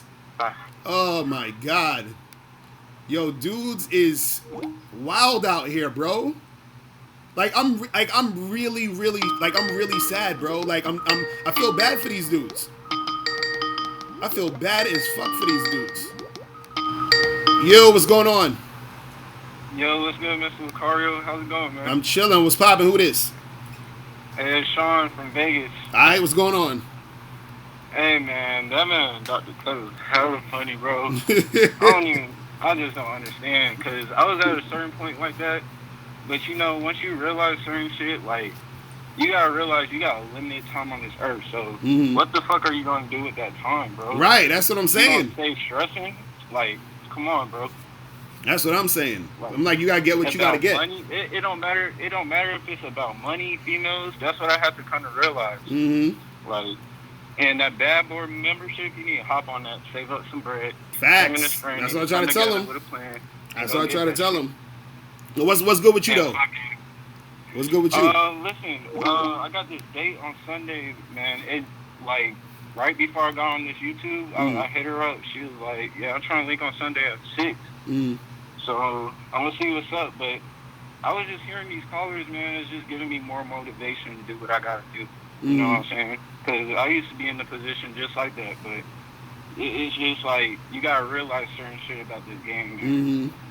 Oh, yeah, real talk, man. Because, look, a lot of them, trust me, a lot of them they're on the other side of the game where they just don't understand the reality of the shit. You understand? They just see what's happening to them now.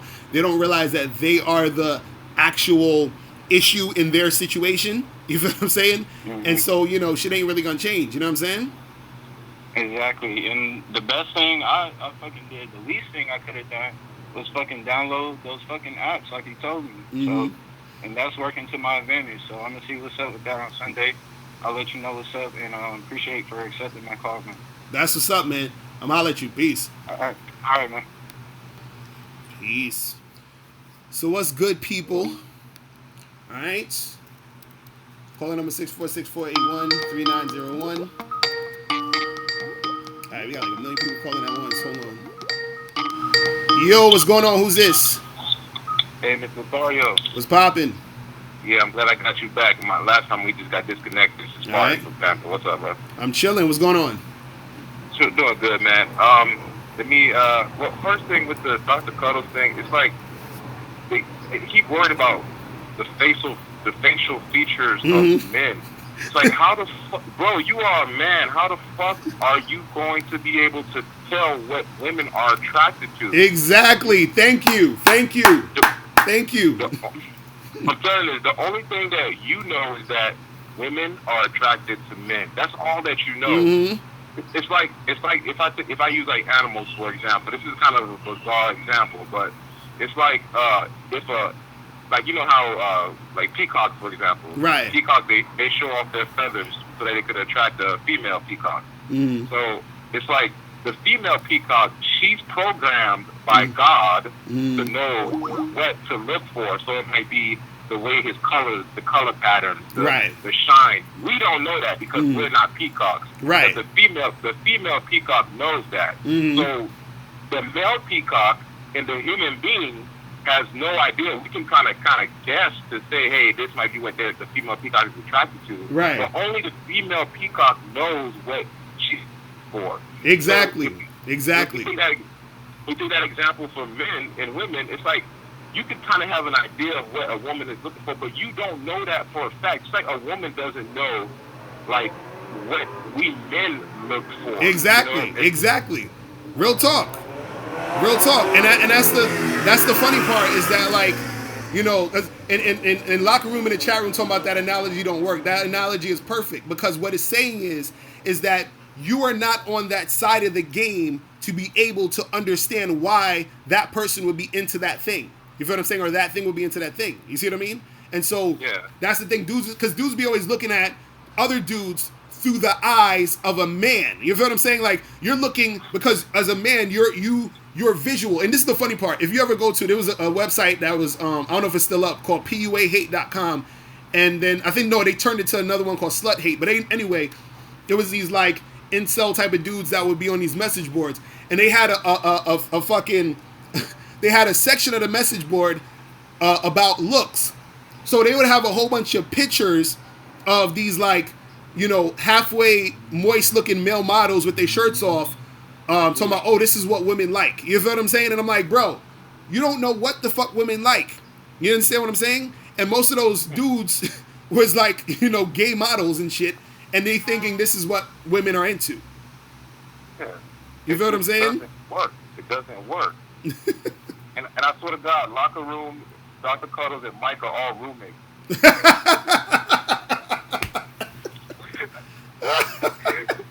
Real talk. But anyways, my question is, like, I was asking about, like, women playing dudes and stuff. My question was, once a woman plays you, let's say you were a stand-up dude and all that stuff, and you were faithful and loyal to her, right? And she ends up playing you, but and then you go through your thing, and then you find out later the true nature of women. Like, my question is, how do you should you be angry? Like, once you know, like, how they really are. One, should you be upset? Two, if you are, you're gonna feel a certain type of way because you didn't know what was going on. But how do you overcome those feelings of, like, I guess, betrayal and I don't know, it's like being manipulated. How do you overcome those things? So you're saying, like, how do you deal with the fact of knowing, like, a chick you was dealing with kind of played you and manipulated you and like, or you saying, like, should you still stay with her, or should you let, like, is that what you're asking? No, no. The situation is over. It's been like a year or something, and you know,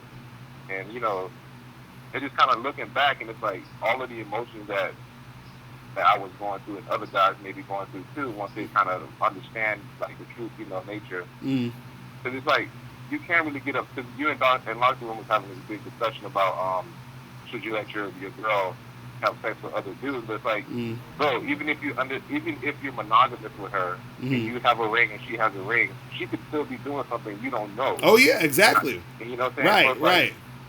So, but if you know the game and you know that they're gonna do their thing, like once you learn the nature of it, how do you deal with, I guess you say, the frustration that you may have experienced?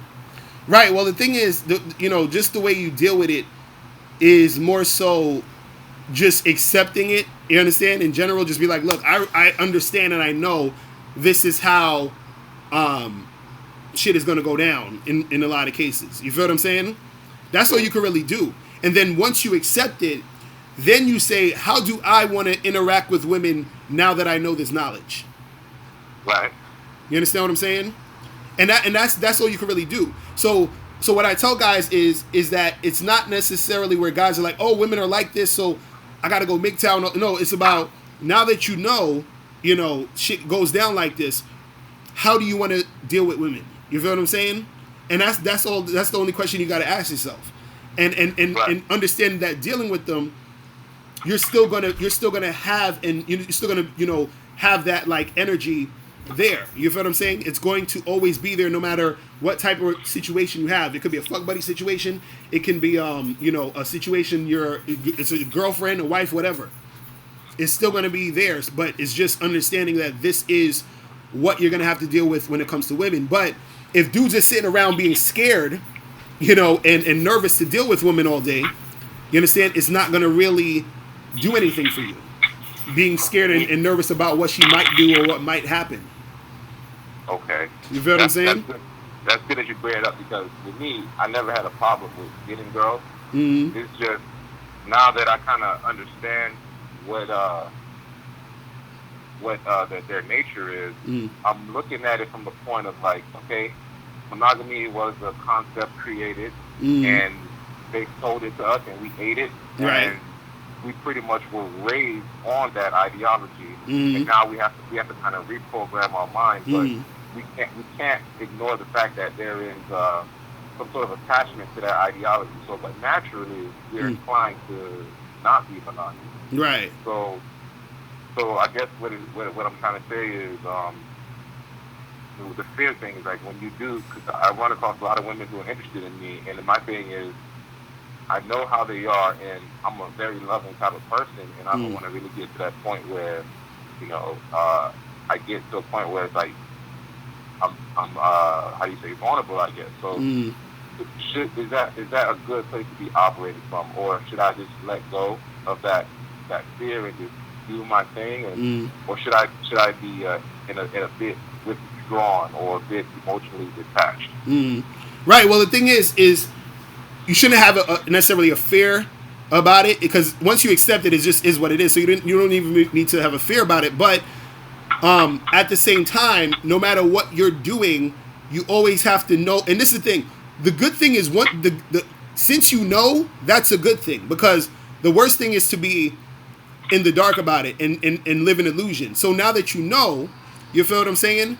Then you can attack the situation knowing that even though I'm doing this, I know what's actually going to happen. So if shit does happen, you're not surprised. So for example, let's say you meet a girl, y'all start interacting with each other, you start to like the chick, she likes you, whatever, y'all start dating, and let's say she wants to be your girlfriend, and you like, all right, this chick is cool, I'm gonna make her my girlfriend. So now let's say y'all in a monogamous boyfriend and girlfriend situation. So now if you find out that later on she's messing with some other dude, or her ex-boyfriend came back in the picture, he's trying to make something happen, now that you know that was a possibility to happen, even though it's gonna suck when it does happen, you won't be as upset or surprised or frustrated, because you have the knowledge now. You see what I'm saying? That's the way it works, where it's like because you know the blow isn't that crazy. And then also what happens is how you look at things start to change. Because this is the thing. For example, a lot of guys say to me, "Oh, you're in an open relationship. How do you deal with your wife being with another guy?" Thinking about my wife being with another guy actually doesn't do anything for me. Like, it doesn't, like, I'm not like, "Oh my God, this is crazy." I feel like there's no feeling towards it, because it doesn't, I don't see sex or relationships the same as I did, because I know the truth. You feel what I'm saying? So it's a different way that you see it. Well, I mean, outside of the ideology of monogamy, because I don't, because I understand that that's not natural, and I don't think that's something that I would probably get into again in the future. So, operating from, I guess it's an open type of situation. How would you? So, would you just take that open type of style on every situation, or would you, or certain situations give the girl different types of? So you're saying like, as far as open relationships, would you do that in, you saying any type of relationship you're having? Yeah, with women, or just like have no rules in every situation that you're in with women, or just. Well, the thing is this. There's rules to my relationship, so it's not like you can do whatever, but because it's open, you understand, there's other things you can do that's not, you know what I'm saying, in a monogamous thing. But the thing is that, again, it all depends on what you want to do. This is why I said you have to figure out, understand the truth, and then do what you want to do. You feel what I'm saying? But the thing always has to come back to you. It has to come back to what you want to do. So me even being in open relationships, that's just because I wanted to do it like that. It's not because, like, chicks are gonna fuck around. It's more so like that's a side thing where I think about. It's like, yeah, they're gonna fuck around anyway, but it's really me wanting to do it. You feel what I'm saying? And so the thing is that look, in the chat room, Trevor never said, "How could you think about your partner with another man and not have an emotional/mental effect on you?" And then Locker Room said he must not care about her. And see, this is what happens when people are still asleep. And this is what I'm trying to explain to you, is that thinking in that fashion or not understanding the reality of things means you're asleep. So when things do happen, that's why you do get emotional, because you're extremely attached to that illusion. You feel what I'm saying? And so that's the issue. So the thing is that when you talk about, well, should you be open or whatever, is really more about what you feel you want to do, honestly, based off the truth you know. You feel what I'm saying? Okay. Yeah, that's a good place to start, like discovering that it was a 5-year relationship. That was about a year ago. So, and all of my relationships has always been long term, like there was 2 years and 5 years. So, like I said, like for me, it's more so like if I give you my word, I'm going to be a certain type of way with you, then I'm going to be that way with you. It's not really the sex that hurts me. It's more so like the thing that, I thought we were, on this level, but you're doing all these crazy things, and it's like, it's kind of like, I don't know, I just feel like taken. And the same thing I can use that example for a Locker Room. It's like, how do you, when you know that she's having sex? Bro, it's like, let's say, for example, if Netflix, you agree to have Netflix take $9 out of your bank account every month, so you can watch a movie. The person who knows that $9 is coming out of their account every month is okay. But then let's say 10 years later, it's like, I'm the guy, I don't want to check my bank account. And then you find out 10 years later that your bank account was being withdrawn for $9 every month. You're going to be pretty pissed off. So, so to the guy who's saying, I don't care, as long as I don't know, well, one day you're going to find out, and you're going to look back and see that $9 is taken out your account every month, and you're going to fucking lose your shit. Right. You know what I'm saying?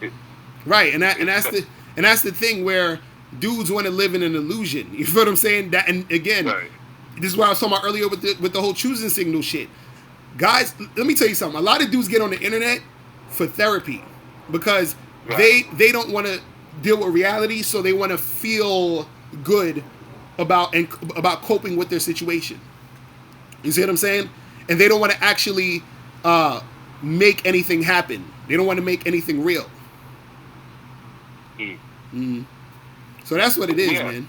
there's nothing you can really do about it except for accept the situation. So my process, my question really is just the acceptance process is like, what can you do to really ease that transition? And I guess like what you just said is give yourself that time and space to kind of figure out what exactly it is that you want.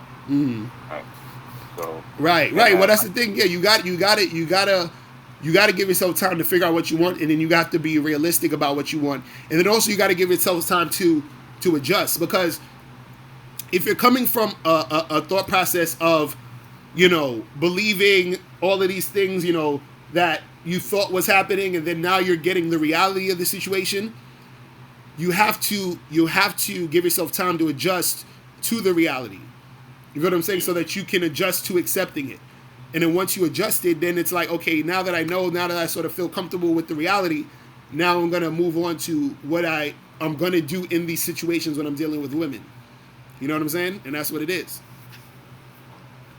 So, you know. Yeah. Yeah, man. I appreciate that, because I'm not going to sit around and pretend like the shit is like, I'm just going to want to believe that my woman is being faithful to me. Meanwhile, everybody knows but you that she's being dicked down. It's like, it's better that you accept the situation for what it is, and that way nobody gets hurt at the end. Right. Real talk, bro. Real talk, man. But yo, man, I appreciate the call. Got to get a few more of these in. All right? I'm holla. All right, peace. All right. Yo, what's going on? I thought I clicked on it. My bad. Man. Hold on, let me see. Yo, what's going on? What's poppin'? Who's this? Oh, shit, you answered the call. What's going on? Call your to the city. What's going on, bro? Not much. Listen, just two things, man. One, for the locker room, and who else? Cuddles. Especially Cuddles, man. Listen, I haven't done too much cold approaches, but I did meet some other people who are least looking at me like. One guy, for example, I went to social back in Tallahassee, where this guy was big. You know, he was like big, chunky guy. He has an ugly face. I almost said ugly face. He's cool, but like he's pretty much less attractive than I am, and his clothes doesn't fit. But what happens? His personality is on 10.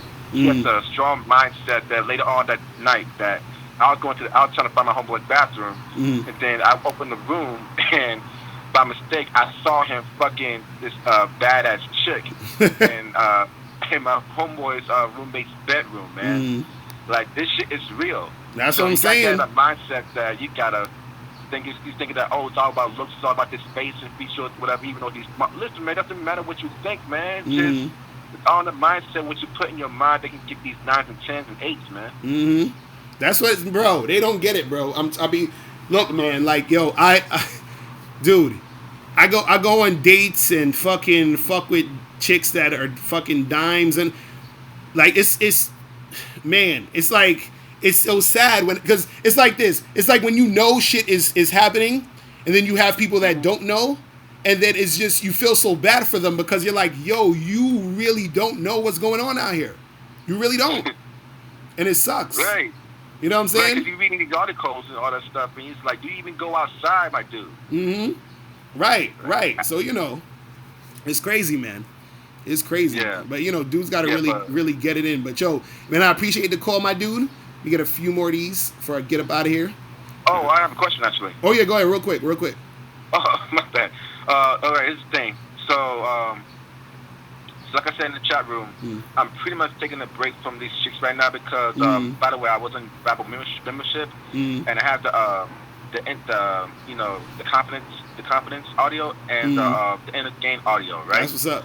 So, you know, after listening to those two, especially the audio, the inner gain, I feel like I need to take a step backwards and just to readjust my mindset because, to be honest, I do have some I'm kind of less confident. If I feel that way, then, you know, I feel like I can't approach anyone until I get my mindset right. So I've been taking necessary steps for your audio and, you know, trying to get to it. So one question is that even though you're working on your mindset, because again, I feel like I shouldn't like even go out here put in the work unless my mindset is right, it's on point. So if you think it's good for me, do you think it's good for me, or even necessary for me to take a break from chicks for about a short period of time until you do some necessary exercises for you to have to build up your inner game? Well, that's the thing. You can, but it's not necessary. You see what I'm saying? Because what it is what happens is that you don't want to.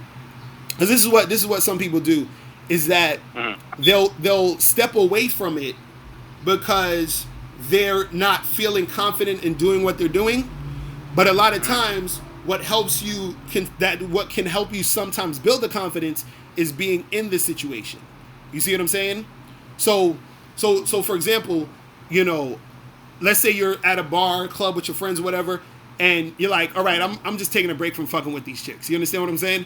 And then let's say there's a chick near you, and then you just start talking to her, you start getting into the conversation, whatever. And because you had a good time interacting with that girl, you probably got her number, y'all was probably kissing, whatever it was. Because that happened, you got motivated and more confident to keep going. You see what I'm saying? So you could definitely take a break if you feel that's gonna, be best for you. But what I'm saying is not necessary, because being in it is the thing that can give you that boost to give you that energy again. You feel what I'm saying? Even when it comes to rejection, even though I already know that, okay. Well, for me, I'm not big on, like, as far as being mad at myself in terms of rejection. But at the same time, in terms of like me interacting with women, I can already tell myself that when I'm not feeling myself, I know for the fact that, okay, this woman can read me right now, so I know this is not going to go too well. But at the same time, it's kind of like before I even go out, I got to make sure that my mind is right before I even. And that's the thing. You definitely want to have your mind right, while you're doing it. See, the thing is this. What you want to happen is you want to get to the point where you feel confident and good about yourself all the time. You feel what I'm saying? Or you know what I mean? Meaning like you have an underlying sense of confidence. So there's going to be times in your life you probably get depressed. You probably feel a certain type of way. But what I'm saying is that the underlying confidence is there. You feel what I'm saying? And so that's the thing, is that you want to get to the point where you have that underlying confidence, because the thing is that sometimes if you're falling back, you might fall back so much that you get comfortable in falling back. You feel what I'm saying? And then you don't really do anything. So sometimes you have to push yourself to really make it happen. You know what I'm saying? Gotcha. That makes sense. All right, man. I won't hold you too long. Appreciate the call. All right, bro. Appreciate it, man. All right. Peace. Later. All right, so caller number 646-481-3901. I might go a little bit longer today. You feel me? Get the shit popping. All right, let me see who's this. Yo, what's going on? Who's this? Yo, Locario, was good, bro? What's popping? What's the deal? Yo, locker room, bro. What up, bro? What's going on? I seen your video that you just put out. I think it was today, right? Were you talking about men being scared of being thirsty? Okay, so pretty much, right? Here's my take on that video, right? In this country, right? I was telling my girl this a couple weeks ago. I was like, in this country, in America, right? All the laws are pretty much set up to benefit women, right? If you and your wife get into a fight in your home and police are called, guess what? They're taking you to jail, okay? They're not even going to want to hear your side of the story, because guess what? The laws are set up to benefit women, right? So when you say that niggas are afraid of being thirsty, I don't think it's necessarily niggas are afraid of being thirsty. We're not lions, Locario. We're not animals. We can't go outside and just start humping a chick from the back like an animal would. We have to use our minds, right? We have to use our mouthpiece to get us pussy. We can't just get pussy from a straight physical level like an animal can. You see what I'm saying? So I don't think men are worried about coming off as being thirsty. I think we just have to be mindful of the fact that some of the shit that you niggas are teaching us to go do ain't working. You see what I'm saying? Well, what does that have to do with worrying about looking thirsty? What does that have to do with anything? Because you're making a video saying that men are afraid of looking thirsty. Mm-hmm. What I'm telling you is the reason why we're afraid of looking thirsty is because it's for a bevy of reasons. Let me ask you this question, Locario. Mm-hmm. When have you ever gotten a girl, right, to fuck you after she already thought you were thirsty? When does that happen for men? That never happened. What are you talking about though? That's what I'm saying. The point in the video was saying that dudes think everything is thirsty now. They think just approaching a girl and talking to her is thirsty. They think trying to slide in a girl's DMs is thirsty. So basically, any type of interaction you're trying to get with a girl is thirsty. So that's what I'm saying, right? That's how people. And so what I'm saying is, why do you care what if this person thinks you're thirsty? Right? You're doing what you got to do anyway. So why do you care about them thinking that you're thirsty? But you were saying in the video that dudes care about looking thirsty to women, right? Say that again. You were saying in the video that dudes care too much about looking thirsty to women, right? Yeah. Okay, that's why I asked you this question. What chick have you ever had sex with a chick that you came off that she perceived you to be thirsty? I don't know. You to be thirsty, and then you fucked her after that. I have no idea because I can't read her mind. Okay. That's what I'm saying. What I'm saying. Like, I think if you go up to chicks, right, and you're saying certain shit. Mm-hmm. Dude, certain chicks are gonna perceive you a certain way. Like I told you. Right, and my point is, what difference does that make? Locario, it makes a difference because you're the one trying to go up and talk to her and get her to fuck with you. Right, but what I'm saying, how? But what difference? Who cares? Like, let's say I go to a girl, right, and I try to holler at her, and she thinks I'm thirsty, but she fucks me anyway. What difference does it make? Look, I just asked you, has that happened to you? You said no. What I said is I don't know because I can't read her mind. My point is, if you go up to a girl and she thinks you're thirsty, but she still fucks you, what difference does it make? Well, I'm just telling you that I don't see. I'm speaking to myself personally. When a chick perceives me to be thirsty, usually after that, I'm either getting blocked or I'm never going to get talked to ever again. Mm-hmm. Okay, and because of that. That means that I can't sleep with that particular girl. Now, so what? Really cares? Okay, that's fine. You don't have to care if you don't sleep with the chick or not. But what I'm telling you is that shit is not going to get you good results with the majority of the women. What's not going to get you good results with the majority of the women? Coming up, not caring about how you're perceived. If you're walking up to chicks and you don't care about how the chick is going to perceive you, come on, dude. But guess what? Guess what? I got some bad news for you. You can't control how women perceives you, no matter what you do. No, you can though. No, you can't. Because if you come up to a chick and you tell her, "Hey, I want to fuck you," she's gonna perceive you as somebody different. If you come up to her in a more respectful way, trying to get her number, or just trying to take her out on a date. You see what I'm saying? So no, but this is what I'm saying. So wait, hold on. Stop. How does a woman perceive you if you go up to her and say you want to fuck her? Well, like I told you on the live stream last time, she's probably going to perceive you. Most women in this country are going to perceive you as a thirst ball, as a creep. Because who the fuck goes up to women and says that in the real world?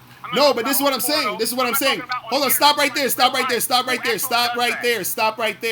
You said that she's going to perceive you as thirsty or whatever. How do you know that girl might not perceive you as sexy? She's like, oh shit, this guy wants to fuck me now. That's sexy. How do you know she's not going to perceive you that way? Locario, I'm telling you that in the real world, not on the internet, not on porn, in the real world, I want to see you niggas go up to a chick and tell her that. I just want to see one of you niggas have the balls to even say that to a girl, and because I guarantee you, you're not gonna get good results doing some shit like that. Bro, I've done that. I've done that lots of times. What are you talking about? So you walked up to chicks and said, "Hey, I want to fuck you." Yes. Yes. I'm talking about during the day, not at a bar. Yes, during the day. Yes. Yes, okay. I have. All right. Well, I'll take your word for it. Okay? No, but this is what I'm saying. You're thinking that's nothing, bro. Like, why is that so difficult to understand? Because if it's not that difficult to understand, then why can't listen, bro? Like I told you, I just want to see it. I'm not saying I necessarily don't believe it. What you're saying, I'm just saying I want to see it. I want to see a dude I've been out plenty of times in my life. Okay, I've been plenty of places in my life. All right, I've never seen a dude go up to a girl in the daytime and tell her some shit like that, like some shit Alan Roger Curry this super direct mode one shot. I've never seen that. And so why? Hold on. Why don't you do it? Locario, I just told you on the last live stream that I was doing it, and I was. No, you didn't.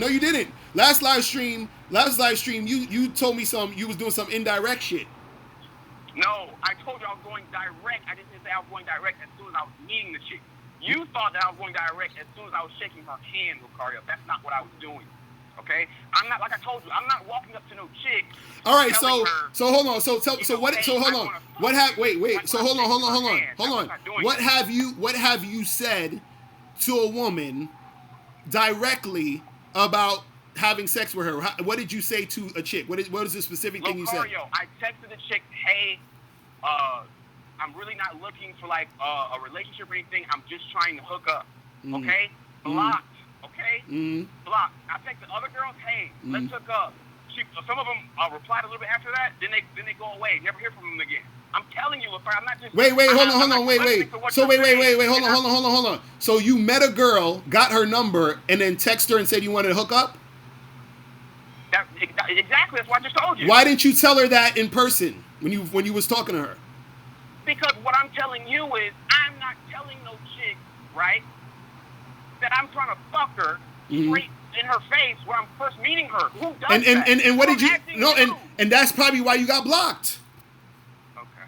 This is what... you trying to understand why... You know what I noticed with you? Every time somebody calls up, right, and they tell you about an experience they've had, you always want to come back with something, oh, this is what you did wrong. Oh, well, this is what you got to do.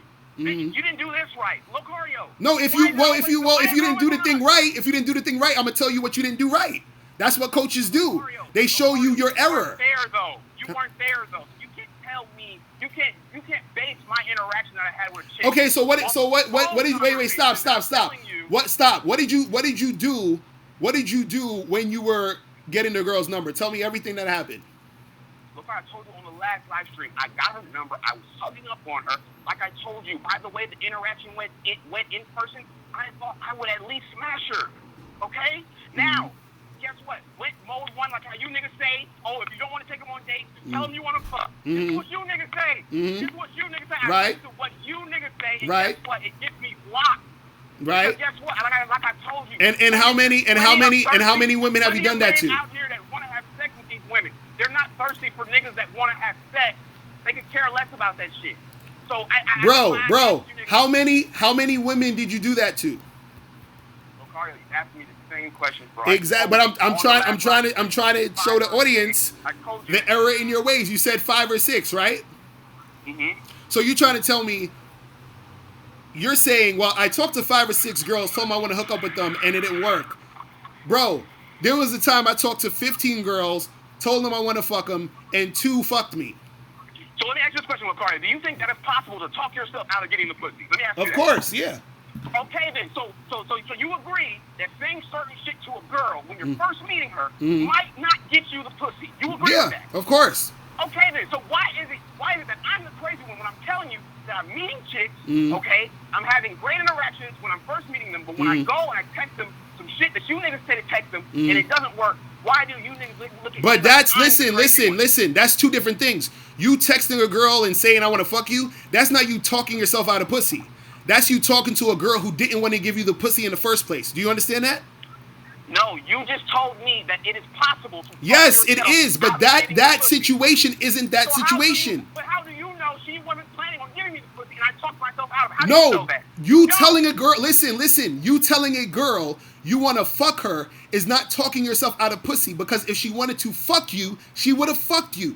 Talking yourself out of pussy... Wait, let me explain it to you so you understand. Talking yourself out of pussy is when you're dealing with a girl who wanted to fuck you and you do or say things that make her think about not fucking you. You understand? It's not you talking about fucking. For example, if you're talking to a girl and you said to her, yo, I don't fucking like kids. I wish they would all die. You understand? That may turn her off because she may think like, yo, you're fucking crazy. Why are you so mean or whatever? Or you're so evil. That is you talking yourself out of pussy. Or let's say you're dealing with a girl, she wants to fuck you, but you start acting all needy and weird and clingy. That's you talking yourself out of pussy. You feel what I'm saying? You telling a girl straight up, I want to fuck you, is not talking yourself out of pussy. It's because that particular girl didn't want to fuck you in the first place. You can't talk yourself out of something you wasn't gonna get. You don't know that to be a fact, Locario, because you're not the girl. You can't. Oh my goodness, dude. Dude, what? Okay. Give me. Just think logically.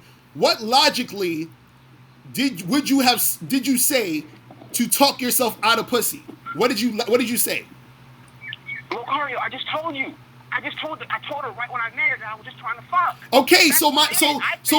This is what I'm saying. How are you talking yourself out of pussy when the thing you're telling her is you want to fuck? How are you talking yourself out of pussy? That don't make no sense. You told her you want pussy. I'm listening to you niggas tell me that if you don't want to take chicks out on dates, if you don't want to do all that bullshit, you just want to hook up, just tell them that. So bro, you're not understanding this. You are not understanding this. What I'm saying is, you didn't say y'all talked to 50 girls and all of them wasn't trying to fuck me. You said you talked to 5 or 6 chicks. Talk to more women and you will find a girl who wants to fuck you. Period. That's it. I said bagged 5 or 6. I talked to way more than that. Yo, okay, Zach, and you funny as hell. Okay? But go ahead, what you saying?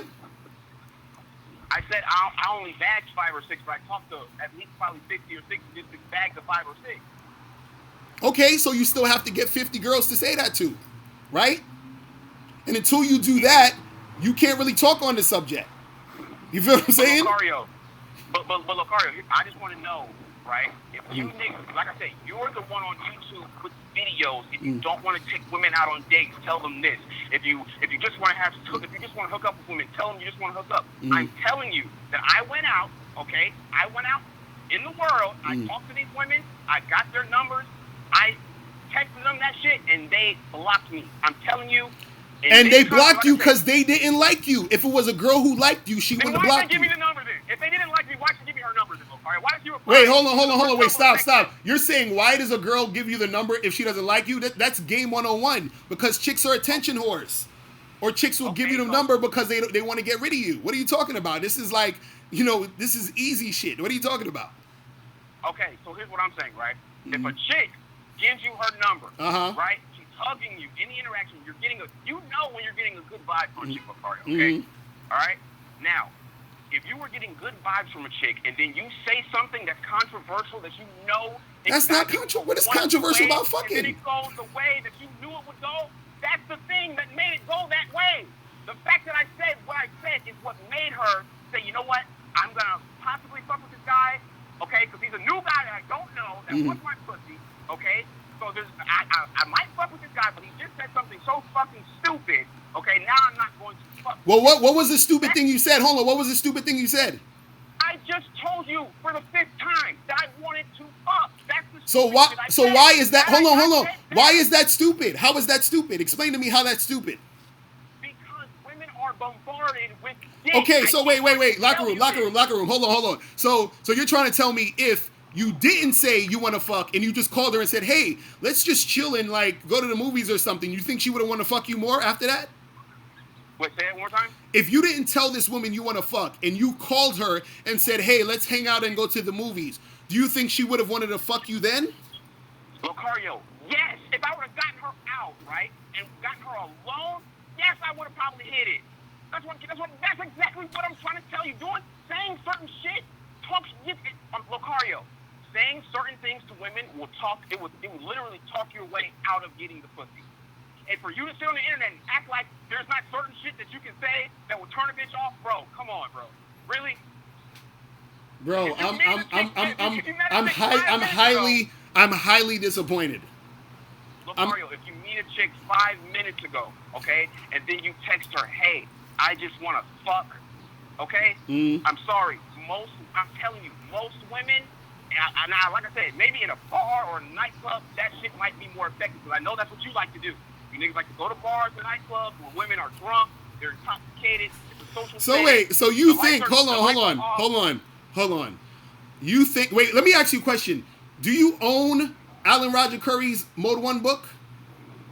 No, I don't own his book. So how the fuck you talking about, I'm going Mode 1 on these? You don't know what the fuck you doing. Bro. He got thousands of videos on YouTube, Locario. Dude, buy the book. Okay? Buy Alan Roger Curry's book, Mode 1. before you talk about mode 1. You feel what I'm saying? Why would I buy his book? For what? Because you're sitting here saying that you're talking yourself out of pussy by telling a chick you want to fuck. That's why you need to buy the book. Exactly. That's why you need to buy the book. So you're telling all these niggas on this chat that you can't talk yourself out of pussy? No, bro, I'm going to explain it again. If a chick wants to fuck you, right? And you say to her, hey, let's hook up, let's fuck. What she's going to do is she's going to hook up with you and fuck. There is never going to be a time, hold on, let me get this clear. There is never, ever, ever, ever, ever, ever, ever, ever going to be a time where a chick wants to fuck you and you tell her, hey, let's fuck, and she's not gonna fuck you because you said let's fuck. You're not talking yourself out of pussy by saying to a girl let's fuck if she wants to fuck you. If she says I don't want to fuck with you because you said that, that's because she didn't want to fuck you in the first place. Do you understand this, bro? Locario, do you understand that if you meet a chick, okay, and then 5 minutes later you're texting her talking about, hey, I want to fuck, and she doesn't even know shit about you, okay? Wait, stop right there. Wait, a chick has to know shit about you to fuck you? Locario, most women, like I keep trying to tell you, bro, I don't know what world you're living in. I'm living in the alpha male world, but go ahead. Most women are not walking outside fucking random men during the day. Now, What? Wait, you said most women aren't out fucking random men. Listen, I was just talking to a chick earlier who said she fucked 5 dudes last week. Random dudes. Fuck you talking about, bro? You like sluts and hoes, bro. So of course you probably could find a chick that fucked 5 or 8, 6 dudes last week. Oh my goodness. Oh my goodness. Every dude does not want a slut or a hoe, Locario. Every girl is not a slut or a hoe. Every girl is not walking outside fucking multiple men. Bro. That's not the reality. Bro, you got to get off the blue pill, son. I'm telling you, it's not helping you, bro. Okay, Locario. All right, Locario. I'm gonna let you get some more calls in, Locario. I did like that last video you did when you went to Times Square and you wasted two signals. That shit was funny. All right, bro. Appreciate the call, man. All right, peace. Oh man, locker room. You need a man. Iman Perry, you said is he the coach of Locario?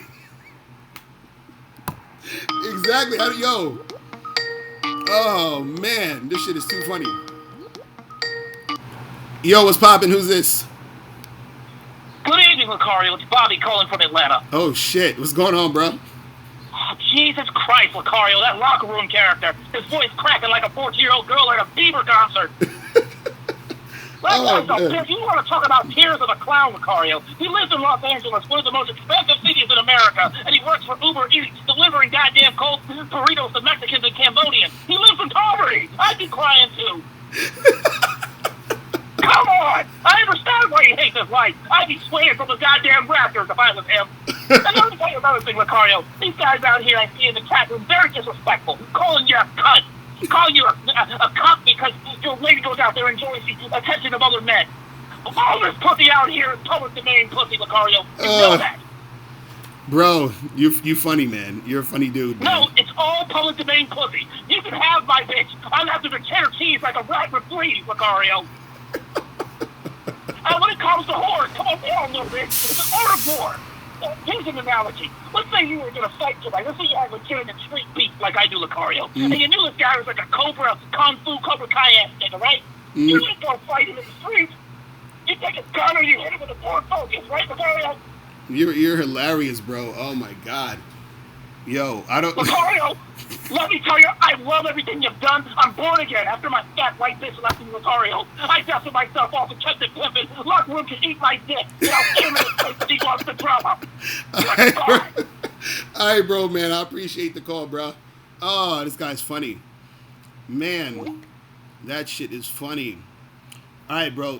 What time is it? Shit, it's 6 o'clock. I got shit to do. I gotta fucking I have to finish the Bad Boy membership for next month, man. Oh, for those who don't know, the Bad Boy membership sale is still on. So when you join the Bad Boy membership from now up until May 31st, you're going to get How to Have Sex with 2 Women a Day audiobook for free.